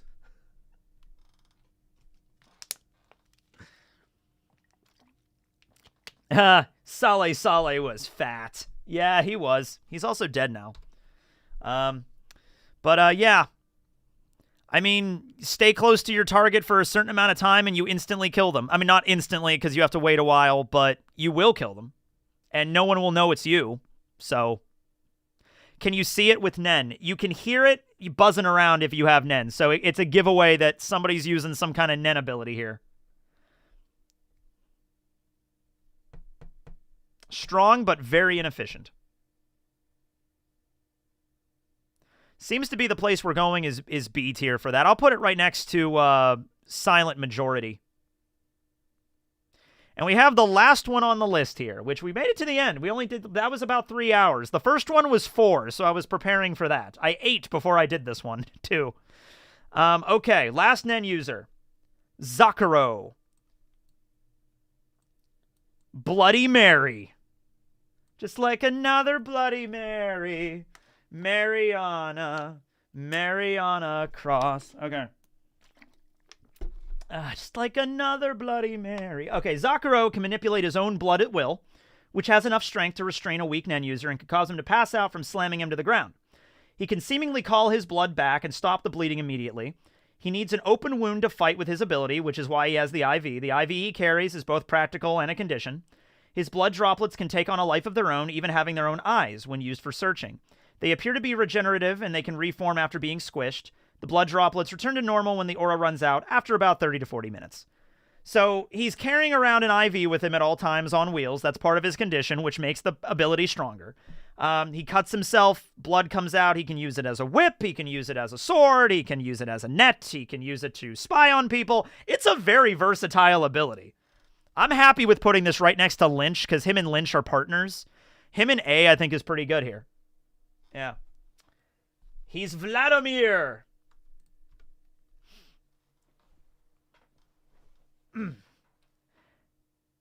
I have not read the Dark Tower series, no. It was even based on the one from Harry Potter. Crazy. Yeah, IV also gives him more blood to use. Yeah, well, if the ability is you're slicing yourself open and using your own blood, you better make sure to have some extra, like O negative or something on standby to have. Wait, I'm O positive. I'm O positive. My mom's O negative. Yeah, I'm O positive. So got to keep that blood on standby. I think the blood is a limitation. I think it's pretty useful. It's not just a combat ability, it's also a surveillance ability in one. It's both. Like, that's pretty good. You got two things going on there. And all you got to do is carry around, you got to have an IV in your arm and you carry around an IV with you. I mean, you carry around like a little blood thing with you. I mean, it's not that big of a deal. There's shittier conditions with NEN, trust me. Yeah, they have little eyes that can like spy on stuff for you. What blood type is my dad? He's also O positive. Me and my dad are O positive. My mom's O negative. I'm pretty sure, anyway. But are we done? Did we do the whole list already? Wow, that's crazy. All right. Well, in the hacks category, we have Meruem. And the only person, are we in agreement, like, that the only person on here that could maybe stand up against Meruem is Jean? Like, Haukenberg and Sir Irondick, their abilities are pretty damn strong. But I feel like there is ways that Meruem could defeat them. Just through sheer raw power. But Jean is such an X factor that I think he stands a shot. Nope, get Jean out of there. No, I think he is. I'll leave it up to a vote. I will phrase this as, is Jean at a comparable level to Meruem? Doesn't mean he's stronger than him. Doesn't mean he one-shots Meruem. But is he in like a ballpark category to Meruem? And I know we don't know anything about his NEN ability. This is just conjecture. This is just, headcanon like vibes. We're going off of vibes here. All right? Jean vibes.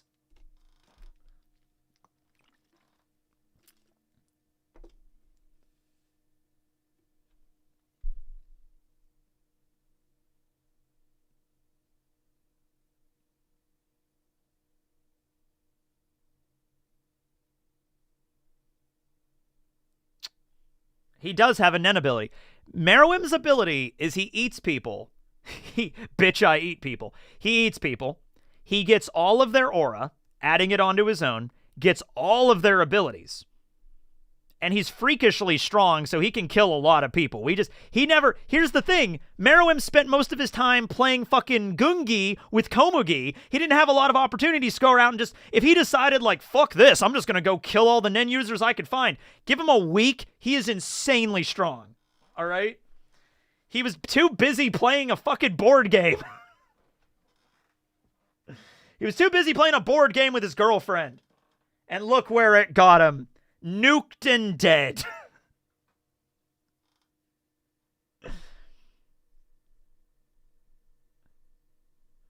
No, I'm not taking him out. I legitimately think, you could call me ridiculous for this, I don't care. I legitimately think a fight between Meruem and Jean could win that. I legitimately think that is a feasible thing. At the way that it was, like the way that Meruem was when he fought Netero. Not like some kind of hypothetical future Meruem that's lived for like 100 years and has like every NEN power under the sun, has subjugated all of humanity.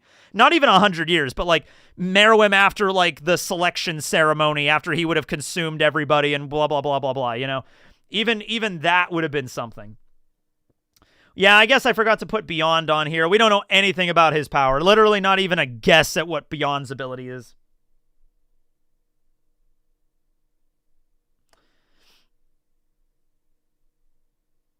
Why didn't Jean fight him, though? Because he didn't feel like it, probably.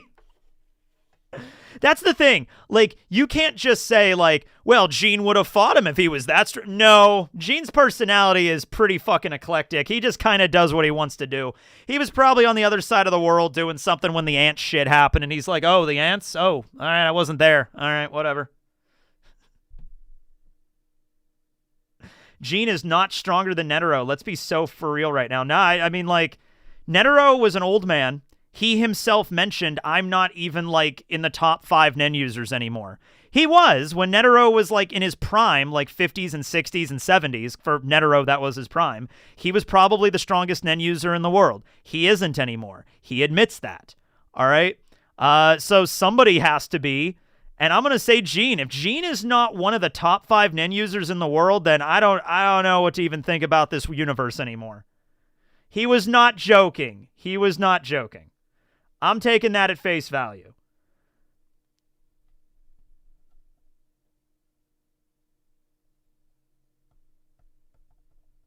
Yeah. Yeah, Don Freaks might be still alive. Don Freaks might be number 1, too. He's like 300 years old, apparently. Netero was, I think, 140. I think it was 140. Oh, good night, man. Good night.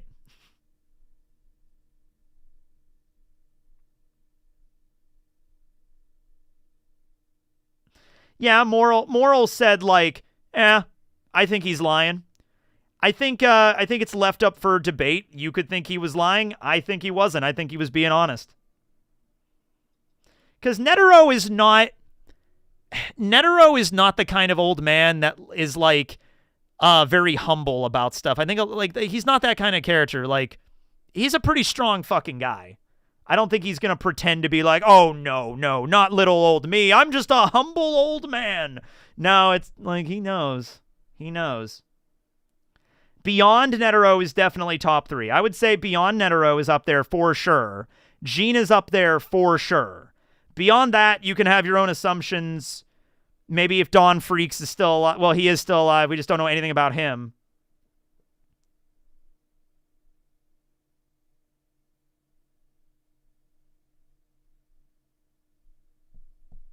And this is, these are NEN users or NEN abilities that are found in the human realm, like, also. Like, obviously, when you get to the Dark Continent, that's a whole other bag of hammers when you get over there, you know what I mean? Like, you have like, Baron and all the different threats and the Hellbell and everything like that, and the Eye, you have, like, the Nanika thing and shit over there. Like, that's different. That's from another place, you know? But NEN users themselves, yeah. Crollo could be up there, too. Crollo's up there, too. Yeah.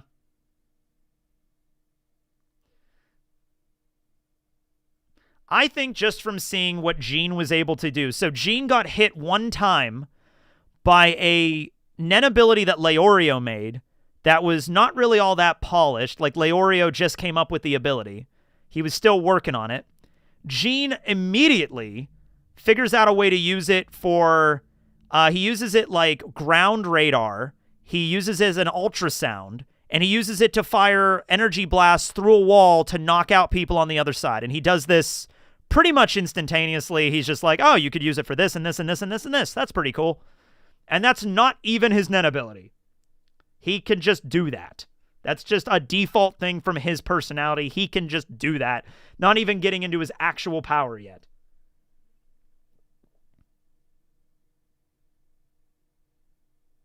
Yeah, the Nitro Rice gives you longevity, so that's why Don Freaks is like 300 years old, yeah.